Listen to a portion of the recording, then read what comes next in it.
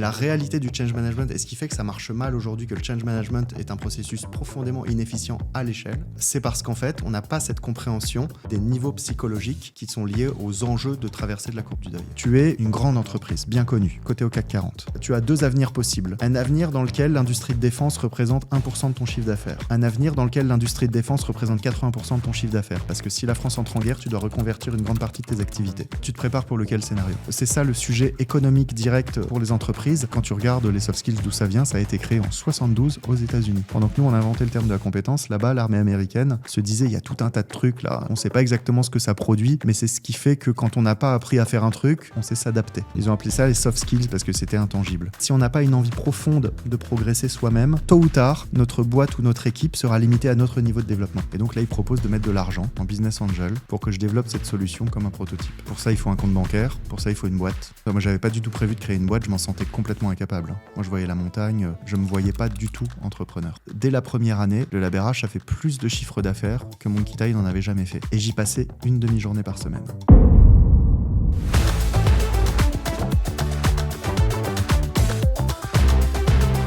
Bienvenue sur Dimension RH, c'est votre nouveau podcast dédié aux leaders RH actuels ou futurs qui veulent faire rentrer la fonction RH dans une nouvelle dimension. Et c'est pour vous aider dans vos projets et vos enjeux que nous invitons des explorateurs et des exploratrices du monde de l'entreprise à venir partager leur parcours de vie ainsi que leurs meilleures pratiques du monde RH. Bienvenue sur le podcast encore une fois et bonne écoute. Jérémy, trop content que tu sois avec nous aujourd'hui au micro du podcast Dimension RH. Merci. Bonjour Elise, bonjour Nico. Hello Jérémy, très content de t'avoir effectivement. Ouais, on est vraiment content parce que ça fait un petit moment qu'on se connaît. Je crois que la première fois qu'on s'était vu, on avait pris un thé dans un de tes restaurants-bars préférés dans le même quartier qu'ici, à Sentier. Et c'était vraiment au début d'Aigo, je crois. Et tu nous avais partagé pas mal de choses et tu nous avais dit notamment... Ulysse, il faut absolument, vous avez des convictions, écris un livre. Et je vois que j'en ai un là, on va pouvoir en parler un petit peu après. Toi, c'est un de tes moyens d'expression, d'écrire des livres. Je vais te laisser te présenter, mais juste avant, je vais expliquer un petit peu de quoi on va parler aujourd'hui, comme ça sera clair pour tout le monde. Donc, je vais te laisser te présenter. Juste dire que tu es CEO de Tomorrow Theory, tu es entrepreneur-chercheur et tu as plein d'autres activités. Tu as été cofondateur du LabRH, tu es aussi président fondateur des Émergences, tu vas nous expliquer ce que c'est. Et aujourd'hui, on va couvrir plusieurs angles. Donc les angles, on les a définis ensemble pour vraiment se dire de quoi on a envie de parler aujourd'hui. On va commencer par parler de transfo des organisations et de la place des RH dans cette transformation d'organisation qui ne sont pas nécessairement des transformations RH d'ailleurs, c'est transformation d'entreprise de manière générale. Tu vas nous parler aussi, en tout cas, on a des questions à te poser sur le concept de la recherche-action. Tu nous en avais parlé rapidement, c'est super, le concept nous a énormément parlé. Peut-être que tout le monde ne le connaissait pas, en tout cas nous on ne le connaissait pas, et du coup de rentrer un peu là-dessus. On va parler aussi RH et enjeux de société. Tu as des convictions fortes sur l'IA, le climat, l'inclusion, la santé mentale, les données, etc. Donc on va peut-être pas tout aborder, mais que tu nous partages un peu l'essence de ta réflexion. Et puis on va finir sur ton dernier livre, 2045 futurs possibles et comment s'y préparer. Et on va parler de ton initiative autour des émergences. Est-ce que ça te va comme programme ? Ça me va pour la journée. Ouais. Alors, on a 1h30 à peu près, peut-être un peu plus si on a le temps. Mais l'idée, c'est qu'on se laisse... on prend le temps de vraiment discuter. Merci. Et est-ce que tu peux te présenter, du coup ? Comment est-ce que tu aimerais te présenter ? Comment est-ce que j'aimerais me présenter ? Je ne me présente pas, en général. Je m'appelle Jérémy. Voilà comment je me présente. Je dis je suis entrepreneur et chercheur. Ça, c'est la manière dont je me présente. Ok. Donc aujourd'hui, je suis dirigeant de Tomorrow Theory et je suis chercheur en psychologie sociale. Ok. Donc, souvent, ce qui est le plus intéressant, c'est pas tant de me présenter en tant que qui je suis, mais c'est comment je suis devenu ça plutôt. Et alors, dis-nous en plus. Ça a été quoi ton parcours pour devenir qui tu es aujourd'hui ? C'est typiquement dans un pays comme la France, le parcours du type recrutable. Ok. Je suis ingénieur en physique de formation avec une grosse appétence pour la physique quantique. J'ai fait après un autre master en performance industrielle. Je fais un master spécialisé à HEC quelques années plus tard et je suis docteur en psychologie. Ok. Donc plein de trucs qui vont pas ensemble. Ouais, le CV, le recruteur se dit est-ce que je le recrute ou je le recrute pas ? Ça va être compliqué. L'un de mes tout premiers entretiens en sortant en sortant de mes études initiales, après mon premier master. J'étais ingénieur en physique, spécialisé en quantique, et j'avais pris une option communication scientifique. Et donc, je ne savais pas dans quoi bosser, sincèrement. Je tapais partout. À la fac, on ne t'apprenait pas à postuler, à préparer. Et donc, j'avais posté 100 candidatures un peu partout. C'était en 2005. Et j'ai été pris en entretien dans une grande banque. Donc, on ne dit pas des noms ici, ça commence par un B, ça finit par un P. Ok. Et en entretien, en fait, on me dit non, mais on n'a pas l'intention de vous recruter, mais c'était juste, on voulait partager un truc. Votre CV est très rigolo, vous devriez postuler à C'est pas sorcier. Ah waouh. Et tu l'as pris comment ça? Moi, je venais du fin fond de ma campagne pour venir faire un entretien à Paris. C'était l'un de mes premiers entretiens de ma vie. Autant dire, je ne l'ai pas bien vécu. Et Ça a été finalement mon premier contact avec la fonction RH. Ah, intéressant. Et comment est-ce que tu le décortiques maintenant? Quel est le rapport entre ta vision des RH et comment tu accompagnes les RH aujourd'hui et peut-être ce moment-là? Est-ce que tu vois un lien? Ou alors... Non, parce que là, je n'associe pas ça à la fonction RH. C'est une histoire de personnes. C'est des gens qui pensaient qu'ils avaient une certaine forme de pouvoir, qui s'en amusaient et qui avaient envie peut-être qui s'embêtaient, qui avaient envie de se faire plaisir de cette manière-là. Moi, ça m'a quand même coûté un billet de train alors que j'étais étudiant. Ça m'a coûté une journée de ma vie, puis surtout quelques points d'amour-propre. Mais je le relie pas forcément à la fonction RH. Si on peut le relier à une chose, c'est la professionnalisation du recrutement, forcément. C'est quand on a un temps limité, est-ce que c'est censé de faire ce genre de choses-là? Je sais pas. Je comprends. Alors, on va juste faire un petit... Effectivement, on n'a pas fait de check micro avant, mais pour être sûr que tout le monde t'entende bien jusqu'au bout. C'était adorable. J'adore être mansplainé et paterné en live. Ah non, c'est pas du tout ça. Pour la petite histoire, on a fait un podcast qu'on a dû refaire parce qu'on n'entendait pas. Et c'est juste, du coup, maintenant, on s'assure que c'est bon. Mais là, on n'a pas quelqu'un qui s'assure qu'on nous entend? Si. Tu sais, la théorie, la pratique. Si. Ouais. Mais trop cool, en tout cas, d'accord. Et après, t'as toujours... Enfin, en tout cas, tu as fondé un certain nombre de boîtes, en fait. Tu as été à l'initiative de beaucoup de projets. Est-ce que tu peux nous en dire un peu plus sur pourquoi tu as lancé le Lab RH Juste avant ça, tu as eu des expériences de salarié, du coup? Ok. Oui, j'ai travaillé en tout un peu plus de 6 ans comme salarié. J'ai travaillé dans le BTP, d'abord dans l'agroalimentaire chez Nestlé. Ça commence aussi par B et ça finit par P. Ouais. Dans l'agroalimentaire chez Nestlé, dans une usine. Après, j'ai travaillé dans un groupe de BTP, donc sur des chantiers, des sites industriels pendant presque 4 ans. Et puis après, j'ai bossé en private equity au Luxembourg pendant 2 ans. Aucun rapport avec les RH. Aucun rapport, c'est l'histoire de ma vie. Ok. Donc, puis j'ai fini par démissionner. Entre-temps, j'ai aussi une toute petite expérience chez Nature et Découverte, aux achats durables, tu vois, des trucs comme ça, vraiment rien à voir. Ouais. Et après, en 2012, j'ai démissionné du fonds de private equity où je bossais. Et là, j'ai commencé à me poser la question de qu'est-ce que je veux faire de ma vie. Et donc, mon frère m'a aidé à construire un algorithme qui allait m'aider à trouver sur Internet l'entreprise qui pourrait me correspondre. Parce que j'étais à un stade où je disais, j'en ai marre d'être dans des boîtes où je ne me sens pas toujours à ma place. Et c'était le sujet du fit. Comment je fais pour trouver une boîte avec laquelle je fit? Et vu que je ne savais pas ce que ça voulait dire fitter, mon frère me dit, moi, il me faut des paramètres. Ça veut dire quoi concrètement? En fait, qu'est-ce qui fait que tu es bien dans une boîte? J'en avais aucune idée. Donc, j'ai commencé à rencontrer des DRH.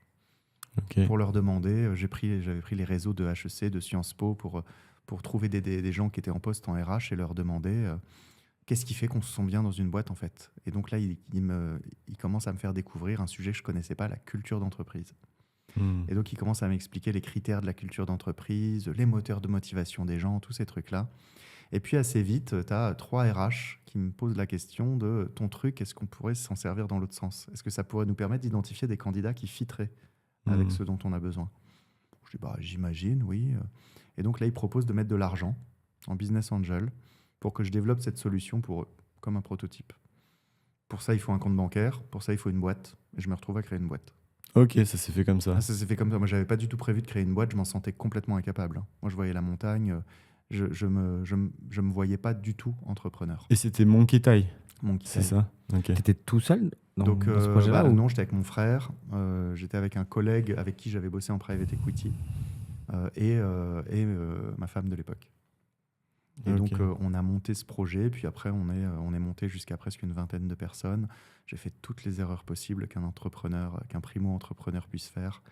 Recruter trop, vendre mal, ne pas s'intéresser à l'utilisateur et vendre le produit qu'on a en tête. Enfin, que des choses comme ça.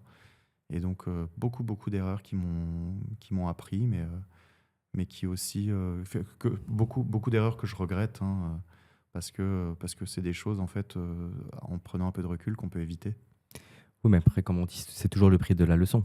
C'est le prix de la leçon. C'est le prix de la leçon. C'est une leçon qui a été dure, parce que mon qui n'a pas été fatale. 6 ans et demi. Si, ça a été fatal, puisqu'à la fin, la boîte, on a quand même fini par la liquider. Hein. Ah, ok.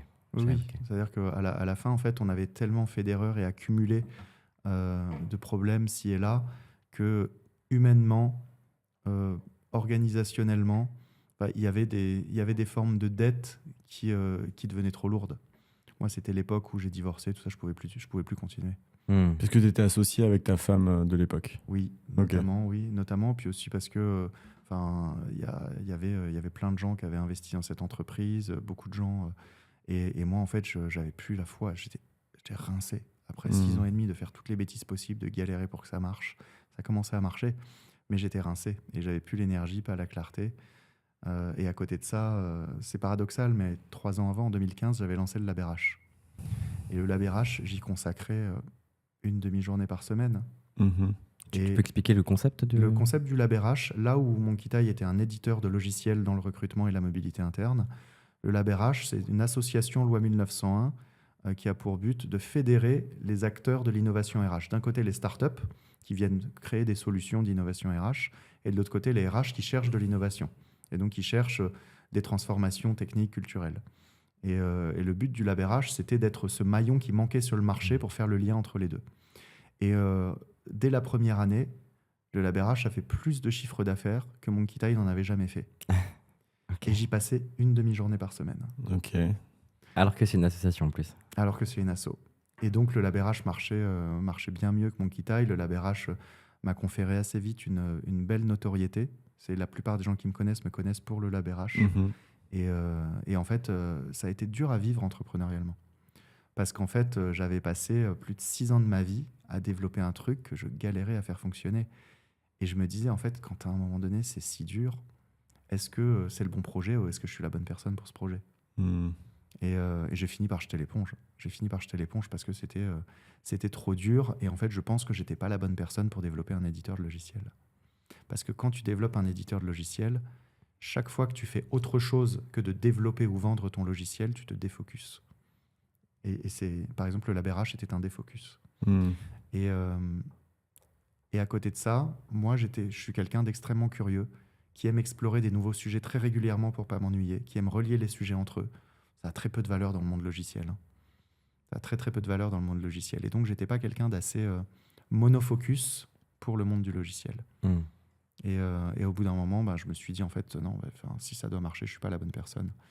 Et donc, on a revendu la boîte et je suis passé à autre chose. Et qu'est-ce que. Donc, tu disais que tu avais arrêté parce que tu n'avais plus forcément cette flamme. Et puis, quand même, tu as eu un renouveau de flamme parce que tu as lancé Tomorrow Theory. C'est quoi justement cette flamme ? C'est quoi votre mission, votre vision par rapport à ça ? Alors, Tomorrow Theory, c'est venu plus tard, c'est venu 4 ans plus tard. D'accord. Et entre-temps, en fait, il a fallu... c'est la vie, hein, c'est la vie. Moi, j'ai vécu mon divorce, j'ai vécu les problèmes de santé de mon papa, j'ai vécu le fait d'en finir avec Monkey Thai, qui était quand même un groupe de personnes exceptionnelles auxquelles j'étais énormément attaché. Et ça a été dur pour tout le monde de finir cette aventure-là. Et donc, il a fallu que je me reconstruise, littéralement, personnellement, professionnellement. Il me restait très, très peu de repères. Et donc, en fait, il m'a fallu 4 ans et j'ai fait un travail profond de thérapie, de coaching, en me disant, en fait, il y a beaucoup d'erreurs que j'ai commises par ego, peut-être par volonté d'aller trop vite, par impatience. Pourquoi je suis impatient ? C'est quoi le problème ? Qu'est-ce qui fait, en fait, que j'arrive pas à être congruent dans le temps et il m'a fallu du temps pour ça. Et donc, c'est un temps où je suis redevenu salarié. C'est un temps où, en fait, je suis entré chez Job Teaser. Et Job Teaser, qui est une boîte exceptionnelle, et les fondateurs auxquels je serai reconnaissant toute ma vie. Parce que, sincèrement, en 2018, j'avais pas bonne mine. Quand il m'est arrivé tout ça, et eux, ils m'ont trouvé. On s'est rencontrés complètement par hasard à Roland-Garros. Ok. Ouais, vraiment, le hasard de la vie. Je les ai rencontrés à Roland-Garros 1 mois après, on fermait la boîte. Ok. Et quand on s'est rencontrés, en fait, ils m'ont dit viens chez nous. Tu fais ce que tu veux, tu choisis comment tu le fais, viens chez nous. Ils t'ont recruté pour faire quoi, du coup Ou tu as fait quoi, au final? Voilà, en fait, ils m'ont recruté avec une carte blanche en disant tu viens chez nous et tu fais ce que tu veux. Au départ, ils ont dit nous, on voit ce que tu fais sur le marché, tout ça, on est convaincu que tu as une énergie à apporter et cette énergie, elle va nous faire du bien. Et moi, j'y croyais pas du tout. Je me disais, je sais pas ce que je peux leur apporter. Au début, j'ai dit non. Ils m'ont chassé, ils m'ont convaincu. Et puis 2 mois après, j'ai fini par dire oui. Et courant, donc là, je les ai rencontrés en juin. Et courant septembre, je les rejoignais. Et il y avait plusieurs raisons. Déjà, j'avais besoin de salaire parce que je n'avais pas d'argent. Et en plus de ça, j'avais plus aucune visibilité. J'avais pas préparé la suite. Il n'y avait pas d'après. Et donc, je me suis dit, je vais faire ça, ça va me garder en mouvement. Ça, c'est un truc que j'ai toujours appris, c'est rester en mouvement.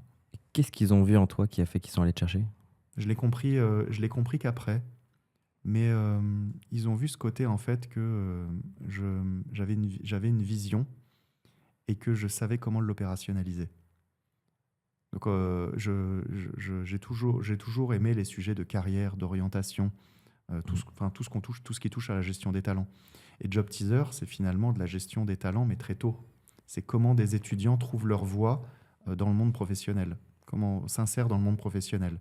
Et Job Teaser était déjà très fort sur la partie emploi, proposer des offres de stage, des offres de CDI, mais il voulait faire plus. Il voulait, en fait, pas juste faire du déterminisme social. En gros, tu es en école de commerce, donc tu vas faire consultant, mais permettre aux étudiants de se poser les bonnes questions avant de postuler, donc de l'orientation.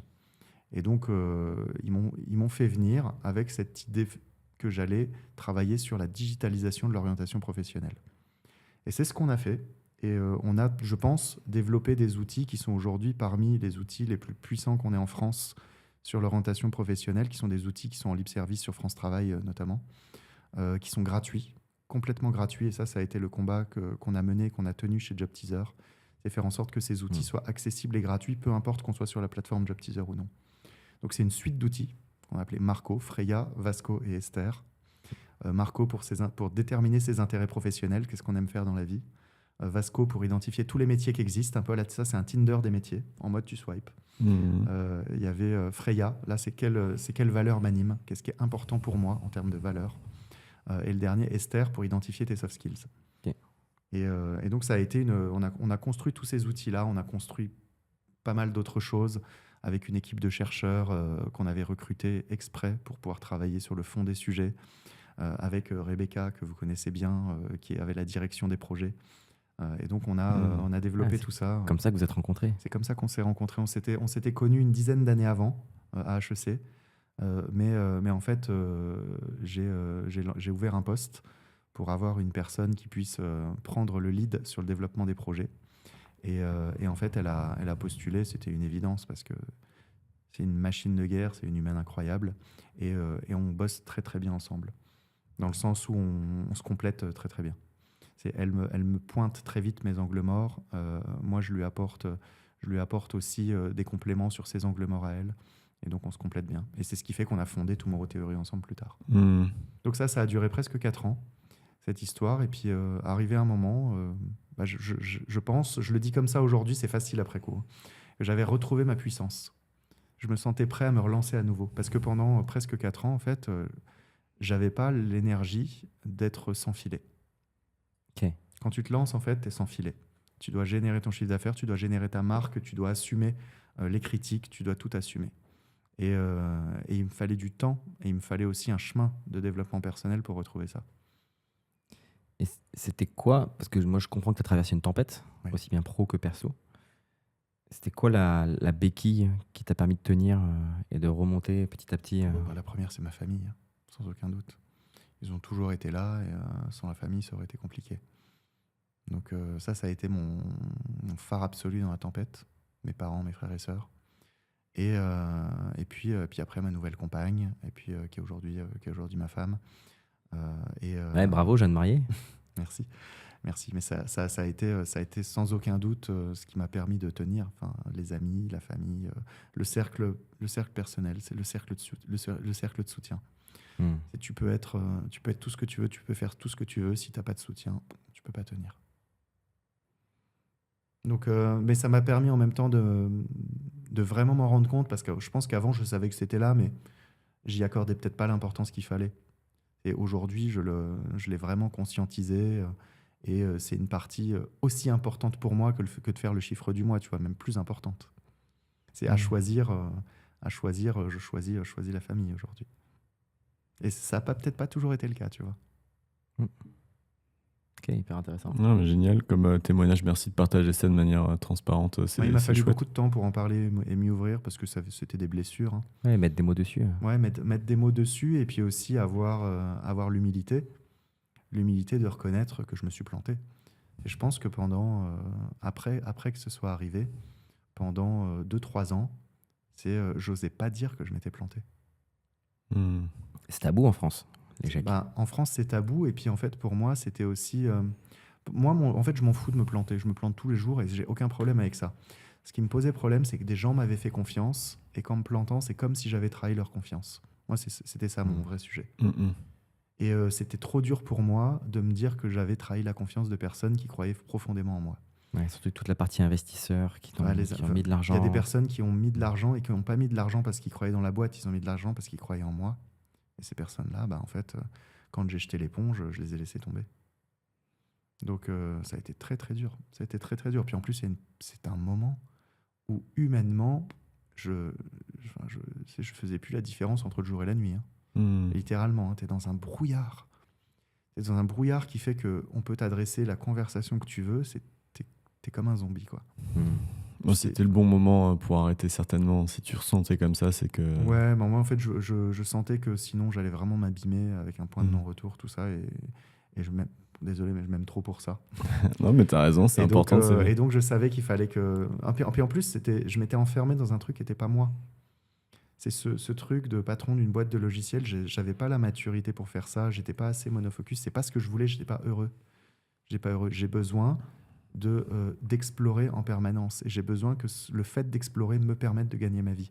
Pas que ce soit une dette que je prends sur un autre modèle.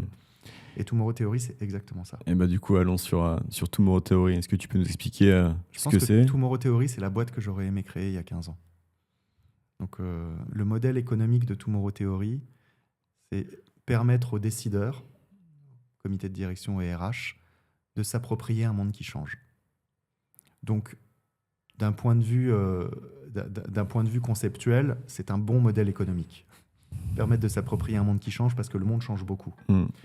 Et il changera pour toujours. Et il est parti pour changer, en tout cas pendant un moment. Et ça veut dire quoi ? Ça veut dire en fait qu'on doit être capable de capter les tendances qui arrivent et qui vont impacter ce que veut dire travailler et ce que veut dire travailler ensemble. Donc impacter l'organisation. On doit être capable de comprendre ces tendances, de les relier entre elles, pour que ce ne soit pas juste un empilement de sujets, mais que ce soit à un moment donné juste peut-être une nouvelle manière de travailler, une nouvelle manière de faire les choses. Et après, on doit être capable de décliner ça dans plusieurs types d'offres. Des offres qui sont de l'acculturation. Comment est-ce que tu permets aux gens de prendre conscience des sujets, d'en faire quelque chose de positif. Donc ça va être des séminaires, des conférences, des ateliers de prise en main. Cette partie-là, on l'appelle acculturation. Et donc, on développe une nouvelle culture ou une volonté d'arriver sur une nouvelle culture. On développe un état d'esprit. Tu sais, moi, c'est ce que je dis, c'est le change management, c'est pas un projet, c'est un état d'esprit. Et les formations modernes, c'est pareil, elles ne développent pas des connaissances, elles développent des états d'esprit. Donc ça, c'est toute la philosophie derrière Tomorrow Theory. C'est comment, à travers des contacts qui sont limités avec des clients et des partenaires, on arrive à transmettre des états d'esprit qui leur permettent d'être autonomes sur leur sujet. Donc là, il y a l'acculturation. Après, il y a des choses un peu plus profondes comme les études, parce que là, en fait, il faut qu'il y ait des supports, de l'écrit, de la matière, de la recherche. Et dans ces études, ça peut être, par exemple, des études de tendance. Qu'est-ce qui va se passer sur les 3 prochaines années ? Mais ça peut être des études de prospective. Comment on imagine tel sujet, le recrutement ou la fonction RH à 10 ans ? Je fais bien la différence entre tendance et prospective, parce que tendance, tu vois, c'est tu traces une petite courbe en disant voilà vers quoi ça va aller. Prospective, t'imagines potentiellement des ruptures. T'imagines des choses très différentes. Et donc, c'est des approches méthodologiques très différentes. Tendance, tu dirais que c'est à quel horizon et prospective à quel horizon? Nous, tendance, on dit que c'est à peu près à 3 ans. Ok. C'est 2 à 5 ans, donc à peu près 3 ans. Et prospective, en fait, c'est intéressant de le faire à 10 ans. Ok, intéressant. Et je pense que c'est une bonne transition si on veut traiter tous les sujets, de passer sur, dans le fond du sujet, sur les transformations et avoir ton point de vue là-dessus. Ouais, bah allons-y, rentrons dedans. Déjà, première question pour toi, Jérémy. C'est quoi, pourquoi on parle de... Enfin, non, déjà, c'est quoi une transformation d'organisation? Le terme transformation, il est particulier. Quand on touche au terme de transformation, tu sais, on se pose la question de est-ce que c'est une transformation, est-ce que c'est une métamorphose, est-ce que c'est autre chose? Et on tombe vite dans des sujets qui ne sont pas du tout opérationnels. Mais en fait, moi, je pars du principe que la philosophie avec laquelle on mène un sujet détermine le succès du projet, ce qu'on cherche à atteindre. Qu'est-ce que tu appelles la philosophie? Par exemple, est-ce que je transforme pour atteindre un objectif que je connais précisément? Je suis à l'état A et je veux aller à l'état B. Par exemple, je suis une entreprise qui n'utilise pas du tout le numérique et je veux être une entreprise qui est très à l'aise avec les outils numériques. Tu vois, ça peut être un projet de transformation. On appelle la transformation digitale. Et en fait, il y a les boîtes qui se disent, voilà ce que je veux faire, je veux que les gens soient à l'aise avec le numérique et que ce soit partout. Et tu as d'autres boîtes qui se disent, non, le numérique, il est simplement sur le chemin d'une transformation beaucoup plus profonde de nos organisations, qui doit être le fait qu'on s'habitue à ce que tout aille plus vite, à ce que tout soit moins certain et à ce que tout soit dématérialisé, virtualisé. Et donc, ça veut dire que tu ne te prépares pas au même transfo, parce que dans le premier cas, tu vas simplement te préparer à travailler avec des ordinateurs, de la data, des machins. Dans le deuxième cas, tu te prépares même à utiliser la réalité virtuelle, à travailler de manière différente, à peut-être arrêter les réunions. Tu changes ta manière de travailler. Et ça, c'est une philosophie. C'est quel objectif tu cherches à atteindre et dans quel état d'esprit tu le fais. Dans le premier cas, tu cherches simplement à atteindre un nouvel état. Dans le deuxième cas, tu cherches à faire en sorte que les gens s'adaptent à tout en permanence. Ouais, dans le deuxième cas, la finalité du premier est un moyen, en fait. Exactement. Et un moyen intermédiaire. C'est ça. En fait, dans l'autre, la finalité, c'est simplement que cette transfo ne s'arrête jamais. Ok. Et là, on rentre dans les concepts de banni, que je t'ai déjà vu notamment, évoquer. Oui, notamment, mais là, quand ça veut dire quoi, banni? Pour moi, c'est des concepts qu'on utilise pour essayer de lire le monde en soi. Ça n'a pas énormément de valeur, ça a peut-être une valeur pédagogique, mais depuis les années 90, on dit que le monde est VUCA. C'est l'armée américaine qui a développé ce concept. Volatile, incertain, complexe, ambigu. Ça veut dire quoi? Ça veut dire que là où avant, on pouvait faire un business plan sur 30 ans, depuis les années 90, l'horizon de temps se réduit. Et aujourd'hui, on est content si on arrive à faire un business plan à 18 mois. Parce qu'on peut se taper des Covid, on peut se taper des subprimes, on peut se taper plein de choses comme ça. Et en plus de ça, les talents tournent et tout. Donc, tout devient incertain, imprévisible. Et depuis le Covid, il y a un nouveau terme qui est apparu, qui est le terme banni. Toujours un acronyme, 4 lettres. Brittle, qui veut dire fragile. Anxiogène, non linéaire, incompréhensible. Donc, fragile, anxiogène, non linéaire, incompréhensible ou volatile, incertain, complexe, ambigu. On ne choisit pas, on est dans les deux. La différence, c'est que VUCA essaye de décrire le monde en tant qu'entité complexe et tout ça. Banni, c'est plus un changement de référentiel. Pour moi, banni, ça correspond à une époque où on commence à intégrer le design dans tout ce qu'on fait. Parce que banni, fragile, anxiogène, non linéaire, incompréhensible, c'est des formes de perception, c'est pas un jugement absolu. Ça décrit pas le monde, la manière dont est le monde, ça décrit la manière dont les gens se sentent par rapport au monde. Ouais, ça c'est verre à moitié vide. Hein, oui, alors oui, c'est le verre à moitié vide, mais si tu veux, c'est pas tant ce qui compte que de dire en fait c'est un point de départ qui implique de faire la courbe du deuil. Et on pourra en revenir après parce que c'est tout l'intérêt de la transformation. La transformation n'est qu'une mise en condition pour traverser la courbe du deuil facilement. Sur banni, en fait, on est passé à une époque où on se dit, en fait, on s'en fout de comment est le monde. Ce qui compte, c'est comment les gens se sentent dedans. Et en fait, on ne changera rien si on n'aide pas les gens à traverser ça.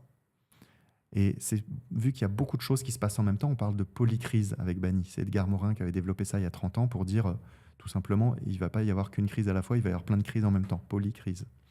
Et le World Economic Forum parle de 26 crises minimum simultanées.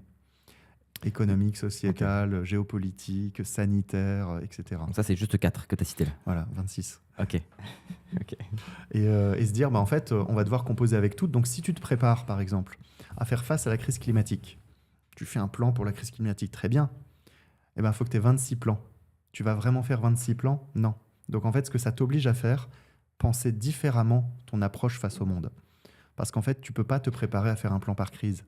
Donc tu dois simplement te préparer à vivre dans une crise permanente. Ouais. Ok, je comprends mieux le concept de design que tu as avancé tout à l'heure. Parce que Exactement. by design, il faut que tu sois transformable, malléable en fait. Et puis en fait, t'intéresser au seul facteur de résistance réel, c'est l'humain.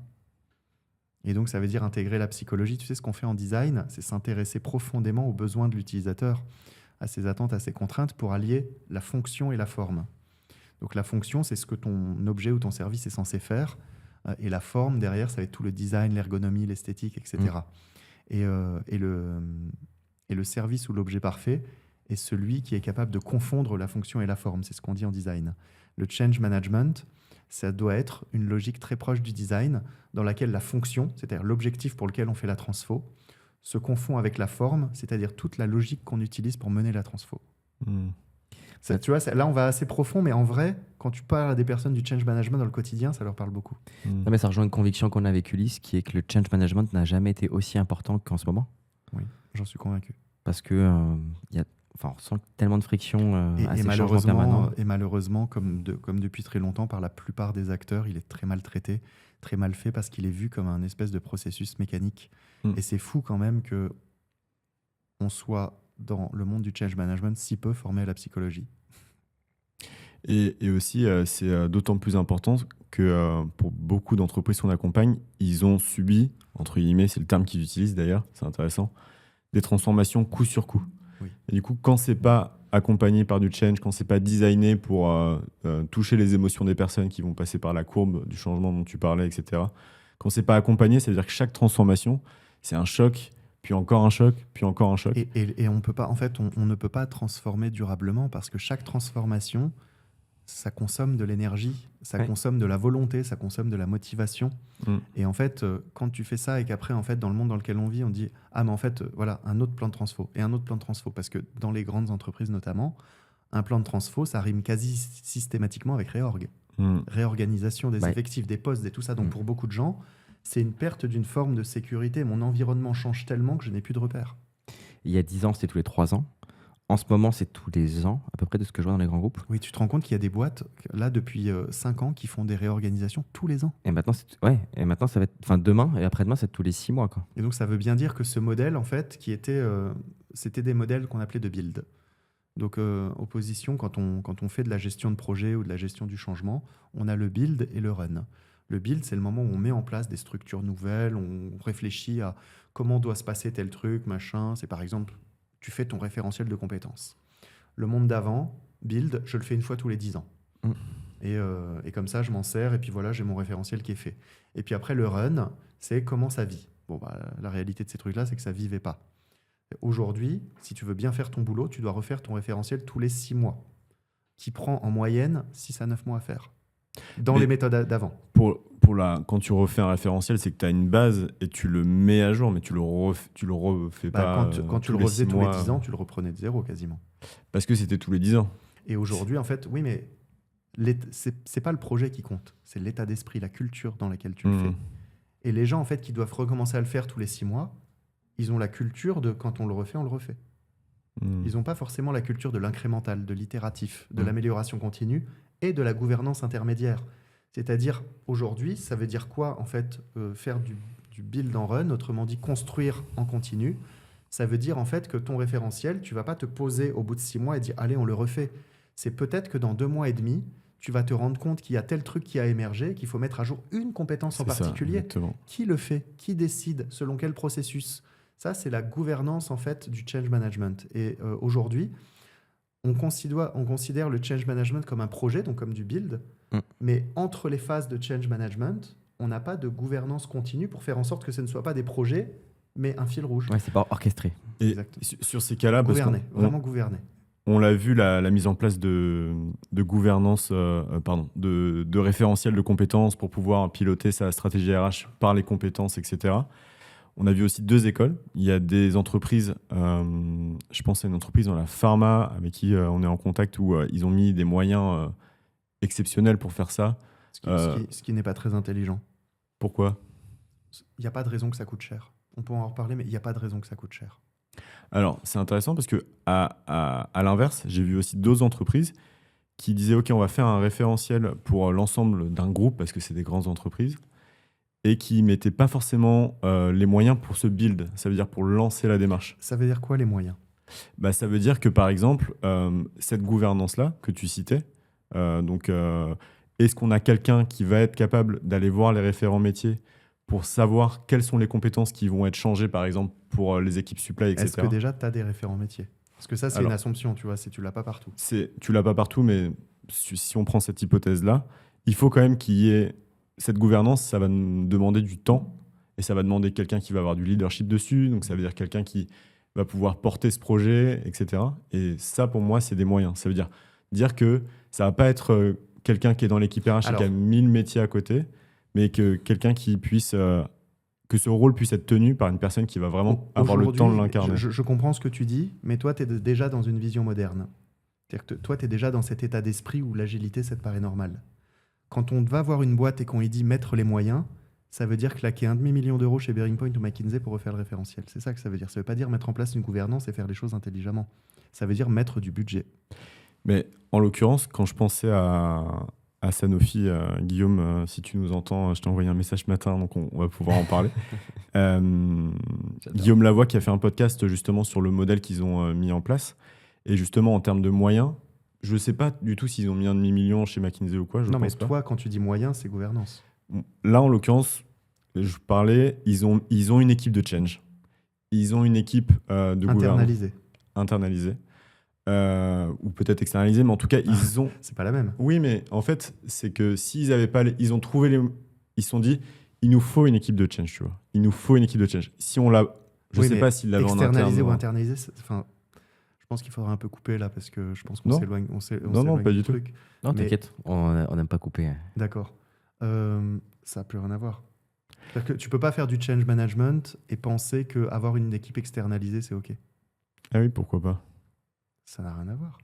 C'est un prestataire. C'est-à-dire que c'est une compétence profonde, c'est une culture, c'est pas un projet. Le change management, ça doit être un état d'esprit.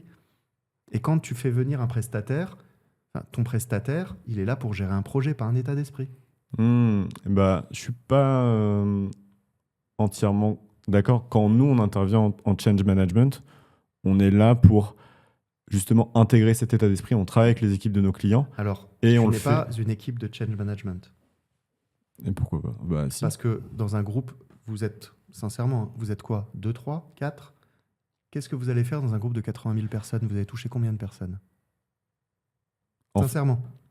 Alors. Donc, tu n'es pas une équipe de change management. Tu vas être quelqu'un qui va transmettre, et c'est ce qu'on disait tout à l'heure, tu vas transmettre aux personnes qui vont faire le change management. En l'occurrence, c'est pas forcément comme ça qu'on opère, mais on pourra en parler non, mais plus je veux tard. dire, là, moi, j'aime bien parler du concret. Tu vas dans un groupe de 80 000 personnes, tu es 4, tu touches combien de personnes? Non, mais justement, le sujet, c'est que le change... Alors, on peut t'expliquer comment ça fonctionne, si tu veux. Quand on va chez un client pour faire du change management, on va définir justement la philosophie de change management. Ça veut dire comment est-ce qu'on veut le toucher, c'est quoi le but final, comment les gens se sentent. Je reprends, combien de personnes tu touches? Mais tu penses qu'il faut être une équipe de combien pour toucher 80? Je pourrais répondre à la question, pourquoi c'est compliqué? Mais je peux y répondre. Quand on va avoir une équipe de change manager, quand on opère en tant que change manager, c'est pas une personne qui est change manager pour toucher une personne. Non, combien de personnes, toi, tu touches? C'est juste ma question. Elle est vraiment simple. Ouais. Par exemple, chez Safran, sur le sujet compétences qu'on a mené, on a fait le change. L'idée, c'était qu'il y avait des référents, il y avait des représentants société. Tu peux pas me donner un chiffre?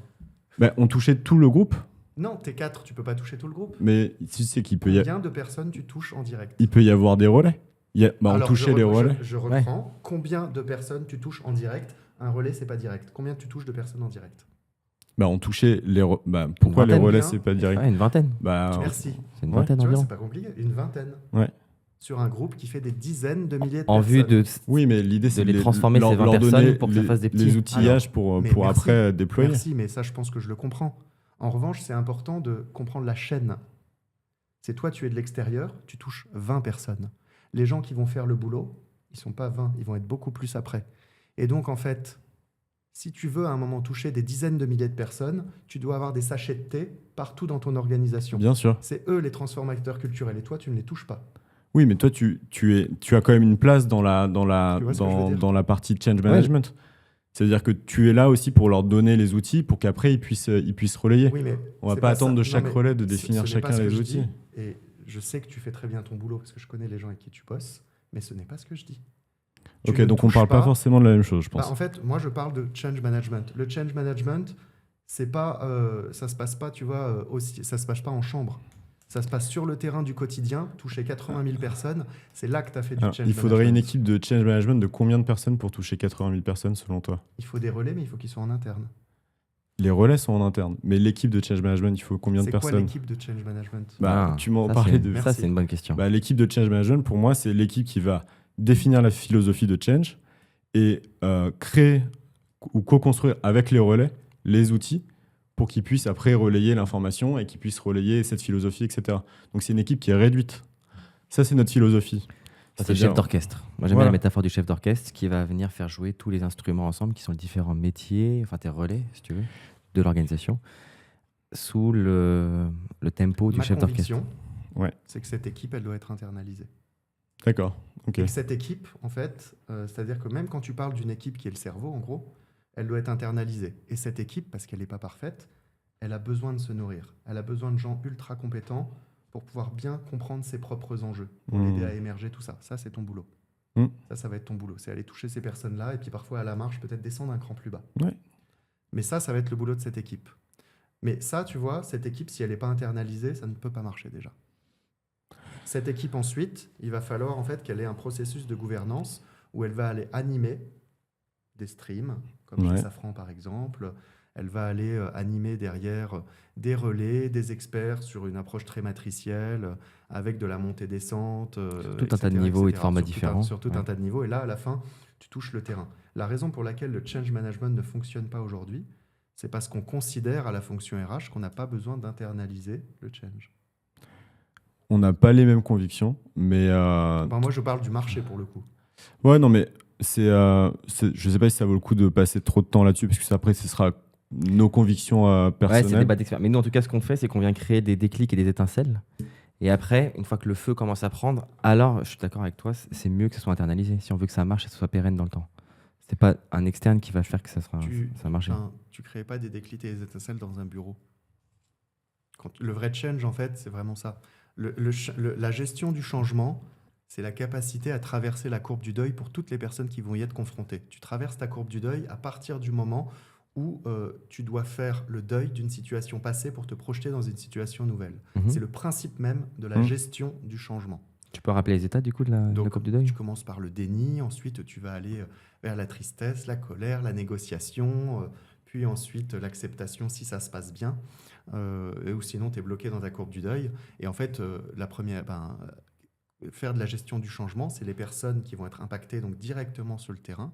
C'est souvent là que ça va bloquer. Et ensuite, chaque niveau doit être armé des outils pour faire sa propre courbe du deuil. En tant que manager, tu ne vas pas traverser la même courbe du deuil qu'un opérationnel, pas la même courbe du deuil qu'un cadre sup, et pas la même courbe du deuil qu'une personne qui va être en train de penser le sujet. Et donc, en fait, c'est pas... Je vois ce que tu veux dire, c'est allumer une flamme, machin, tout ça, mais la réalité du change management, et ce qui fait que ça marche mal aujourd'hui, que le change management est un processus profondément inefficient à l'échelle, c'est parce qu'en fait, on n'a pas cette compréhension des niveaux psychologiques qui sont liés aux enjeux de traversée de la courbe du deuil. Qui sont très individuels, du coup. Qui sont très individuels et qui touchent à des... on est tous individuels, mais on correspond tous à des patterns de psychologie sociale. Ok. Non, mais ok, très bien. Donc, ça, c'était sur la partie change management. Et ce serait quoi, selon toi, les pièges à éviter quand il y a une transformation d'organisation, tu es leader RH ou tu conseilles des leaders RH? Ce serait quoi les pièges à éviter que tu vois de manière un peu classique? Le premier piège, moi, que je vois, c'est celui de la réorg. C'est le truc facile tout de suite. Parce qu'en fait, quand même, beaucoup de projets de gestion du changement, y a deux gros incentives à la mise en place de change management. Le premier, c'est une volonté de gain de productivité ou de performance. Par exemple, on veut mettre de l'IA, on veut mettre des outils digitaux. C'est la volonté, en fait, on se dit, si on avait de la data, ça nous permettrait quand même d'aller plus loin sur tel truc. Donc, il faut qu'on ait une culture plus data-oriented. Donc, on va mettre en place un projet de change management pour mettre en place la culture data. Ça, c'est ce qu'on a vu ces 10 dernières années beaucoup. Et puis après, tu as l'autre cas qui est, il va falloir réduire les coûts. Donc, il va falloir faire comme ce qu'on fait, même mieux, avec moins de personnes. Et là, la réor. Et à chaque fois, en fait, malheureusement, un peu dans les deux cas, on se dit qu'il faut fonctionner différemment. Et le truc facile, qui est malheureusement poussé souvent par des gros cabinets qui ont l'habitude de faire ça, c'est de se dire il faut créer un modèle de réorganisation et voici les bonnes pratiques. Les boîtes qui tournent bien ont tel modèle. Et donc, on vous propose d'adopter tel modèle. Et en fait, je pense que quand on fait ça et que c'est un peu la solution facile par défaut, on crée tout de suite un maximum de courbes du deuil un peu partout. C'est la recette magique. C'est un peu la recette magique, mais malheureusement, en fait, ça crée beaucoup de perturbations qui, je pense, à la fin, coûtent potentiellement plus cher que ce qu'on a économisé.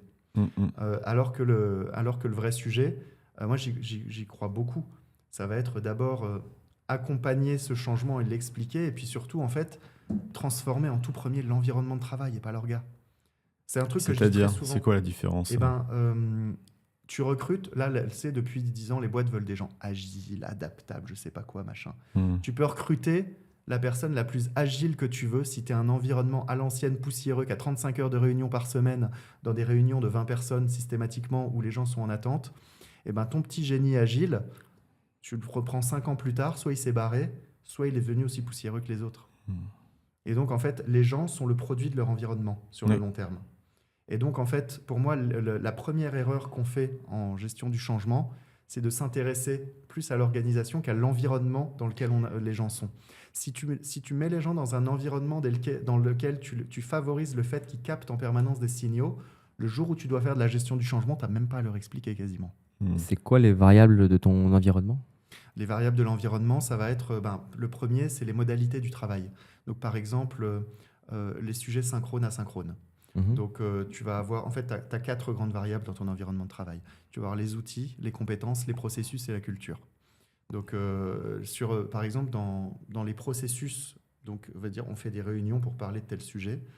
Ça crée une dimension culturelle très forte qui est que la réunion est un moment passif d'écoute.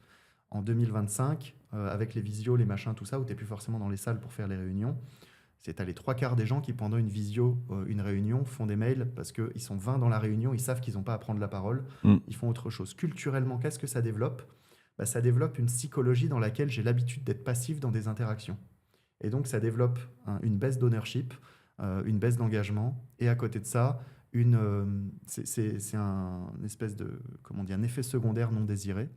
Ça diminue ta capacité à capter les signaux de l'extérieur parce que tu te recentres sur toi et sur tes trucs. Et donc, en fait, ça fait de toi quelqu'un de beaucoup moins agile et adaptable. Et beaucoup de frustration donc, ce type de réunion. Beaucoup de frustration dans ce type de réunion. Personne n'en est content, je pense. Mais on fait ce qu'on a toujours su faire. Et ça, c'est une grosse erreur, pareil, qui, je pense que vous, par exemple, vous en êtes conscient, donc vous ne le faites pas. Mais dans plein de trucs, c'est on se dit « Ah, on va leur faire un webinar, une journée de sensibilisation et ça va passer. » Non, pour faire de la vraie gestion du changement, tu dois t'assurer qu'il y ait une partie du temps qui ne soit pas du temps productif dans le long terme. Il faut sortir les gens du besoin de bosser. Parce que pour les gens, bosser, c'est faire des mails et des réunions dans les cadres du secteur tertiaire moderne. Nous, on a un rêve absolu. On a fait un post récemment là-dessus. On prend plus de réunions le matin, sauf exception. Parce qu'on s'est beaucoup renseigné. Moi qui pensais être du soir, parce que j'étais plus productif à partir de 17h, c'est juste qu'en fait, j'étais dans l'urgence à partir de 17h. Et en réalité, globalement, il y a certainement des contre-exemples. On est beaucoup plus créatif pour produire le matin. À côté de ça, on voit aussi que les agendas de nos clients, mais même nos anciens agendas, c'était un gruyère. Donc, tu commences par t'as une réunion à 10h. Terrible. Donc, de 9h à 10h, tu es un peu en train d'essayer de faire quelque chose. Après, tu as un trou de 11h à midi.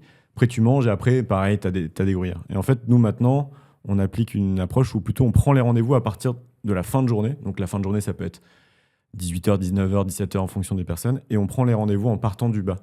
Ce qui fait qu'on sauvegarde beaucoup plus nos matinées. Et ça, ce serait mon rêve d'avoir un projet pour essayer d'accompagner un client là-dessus. Alors, j'entends déjà les gens me dire « Bah oui, mais les managers, ils vont avoir des réunions toute la journée. » Mais il pourrait y avoir réunion de managers le matin, entre managers. et réunion avec les équipes que l'après-midi, comme ça les équipes Et peuvent puis, produire. les bonnes pratiques de réunion aussi. Aujourd'hui, on dit oui, mais on n'a pas le choix, il y a plein de réunions. Moi, quand on va dans une boîte, je challenge toujours ça très fortement. C'est premièrement, en fait, pourquoi vous faites des réunions ? C'est quoi l'objectif à atteindre, principe premier ? C'est quoi l'objectif à atteindre avec les réunions ? En fait, on a besoin de discuter de sujets. Attends, est-ce que tu as besoin de discuter de sujets ou est-ce que tu as besoin de présenter un PowerPoint à quelqu'un ? Parce que si tu as besoin de présenter un PowerPoint, déjà, fais pas un PowerPoint, fais un Word, tu gagneras du temps. Envoie-le-moi avant, je le lirai quand j'aurai le temps. Et en fait, la réunion, c'est est-ce que j'ai besoin de moi donner mon avis ou pas ? Parce que mon avis, j'ai peut-être même pas besoin de le donner pendant une réunion. Je peux le donner à côté de ça sur le document directement. Ça s'appelle des Ouais. documents partagés. Quelle est la décision qu'on doit prendre ? Est-ce qu'il y a une décision à prendre ? S'il n'y en a pas, pourquoi on se réunit ? Pour moi, il y a 2 cas où il faut se réunir. Quand il y a une décision à prendre, quand il faut créer une forme d'alignement ou de symbiose culturelle. Et ça, c'est hyper intéressant. On sent que c'est une souffrance. On a beaucoup de projets en cours qui sont sur ce qu'ils appellent l'excellence opérationnelle. C'est peut-être un mot un peu pompeux pour dire comment est-ce qu'on collabore mieux. Et on organise un hackathon pour un de nos clients pour supporter leur transformation. Et le hackathon, il est là pour faire en sorte que cette transformation, elle soit intégrée par les collaborateurs. Du coup, on pose 3 défis, dont un, c'est comment est-ce qu'on collabore mieux. Et on a fait un warm-up. Donc, ça veut dire avant le hackathon, un moment où les gens commencent à brainstormer pour que le jour du hackathon, ils arrivent avec leurs idées. Et l'idée qui avait reçu le plus de votes, c'est 2 choses. C'était on gère mieux notre sujet de réunion et on gère mieux notre processus de décision. Ce qui était assez simple, pas forcément très waouh en soi, mais c'est là où il y a eu le plus de pastilles, où les gens se sont dit il faut absolument qu'on gère ça. Et du coup, c'est un vrai besoin des entreprises. Et c'est vrai que c'est toujours pris un petit peu. Il y a toujours moi je trouve un côté non, mais en fait, c'est comme ça. C'est difficile de se projeter sur une autre façon de faire parce que c'est tellement ancré, tout le monde fait toujours ça. On voit l'agenda, on se dit, mais il est rempli, qu'est-ce que tu veux qu'on en fasse ? Que c'est un sujet qui est rarement pris jusqu'au bout, en fait. Mais il est pas pris jusqu'au bout parce qu'en fait, on est dans une économie où on considère que quand tu travailles, je suis gentil, 35 heures par semaine, ça doit être 35 heures de production. Et moi, je n'ai jamais vu une équipe de sport gagner en ne jouant que des matchs. C'est à quel moment, en fait, tu redéfinis le cadre ? À quel moment, en fait, tu parles des sujets ? Et donc, pour moi, il y a un temps pour appliquer le cadre et il y a un temps pour redéfinir le cadre. Et une bonne équipe, c'est aussi une équipe qui, très régulièrement, sait mettre une sorte de temps mort pour se dire, en fait, OK, qu'est-ce qu'on a amélioré dans le cadre dans lequel on est ? Il y a 20 ans, c'est des logiques qui arrivaient beaucoup plus sur le marché, sur les logiques d'amélioration continue. Tu sais, à la mise en place des ISO 9001, machin, tout ça, tu avais des logiques de PDCA, Plan, Do, Check, Act, dans lesquelles tu devais faire de l'amélioration continue et donc régulièrement faire un petit temps mort en disant soit à la fin des projets ou soit dans ton quotidien, dire qu'est-ce qui fonctionne pas, qu'est-ce qu'on aimerait changer. Donc nous, avec Tomorrow, on a cette logique, par exemple, où toutes les semaines, ce qu'on appelle dans nos weekly, on a un moment dédié où est-ce qu'il y a des sujets que vous aimeriez qu'on aborde au prochain Big Bang Meeting. Nos Big Bang Meeting, c'est une journée par mois où on est bloqué sur travailler le cadre. Donc une journée par mois pour apprendre et travailler le cadre et en équipe. Et donc en fait chaque semaine il y a des gens qui disent moi j'aimerais bien bosser dessus et on dit là c'est pas le moment mais on le met à l'ordre du jour. Et donc en fait c'est le problème c'est que dans les équipes on crée pas de moment spécifique ou alors le fameux séminaire de team building une fois par an en janvier comme si ça correspondait un peu au rythme du monde aujourd'hui.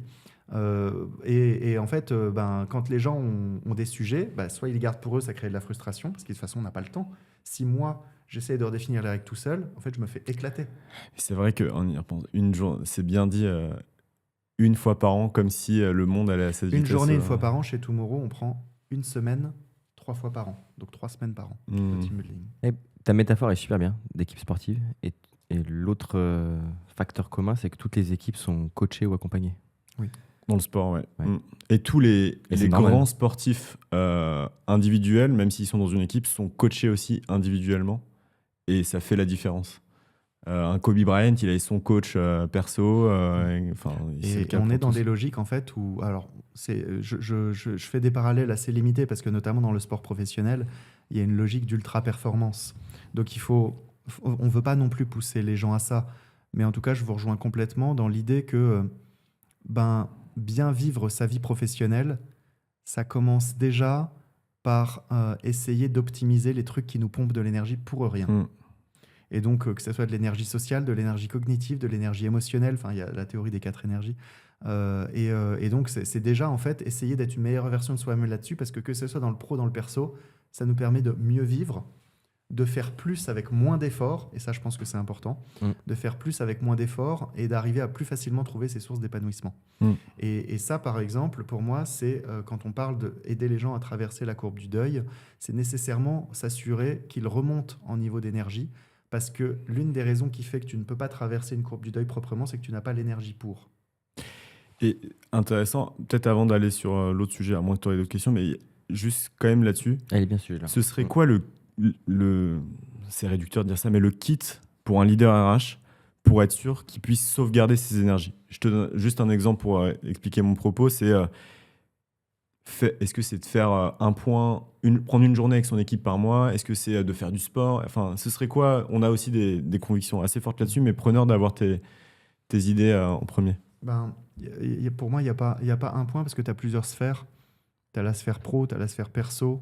Par exemple, dans la sphère pro, moi, j'ai la chance d'avoir une équipe que j'ai choisie. C'est pas toujours le cas dans les boîtes. Ouais. C'est souvent, tu hérites d'une équipe, tu choisis, tu prends pas toutes les décisions. Et c'est beaucoup plus dur. Parfois, ça prend beaucoup plus d'énergie d'être avec des gens que tu n'as pas forcément choisis et que tu n'aurais peut-être pas choisis. Et donc, le premier sujet, en fait, c'est forcément, pour moi, de créer de l'alignement. Créer de l'alignement réduit les frictions et fait en sorte qu'il y ait beaucoup moins d'énergie gaspillée. Et comment tu t'y prendrais en tant que... Donc, créer de l'alignement, c'est-à-dire, en fait, il faut passer le temps qu'il faut sur créer le cadre. Okay. Mais en fait, tant que tout le monde n'est pas dans un état d'esprit commun, pas juste une vision commune, mais un état d'esprit commun, donc c'est définir les règles du jeu.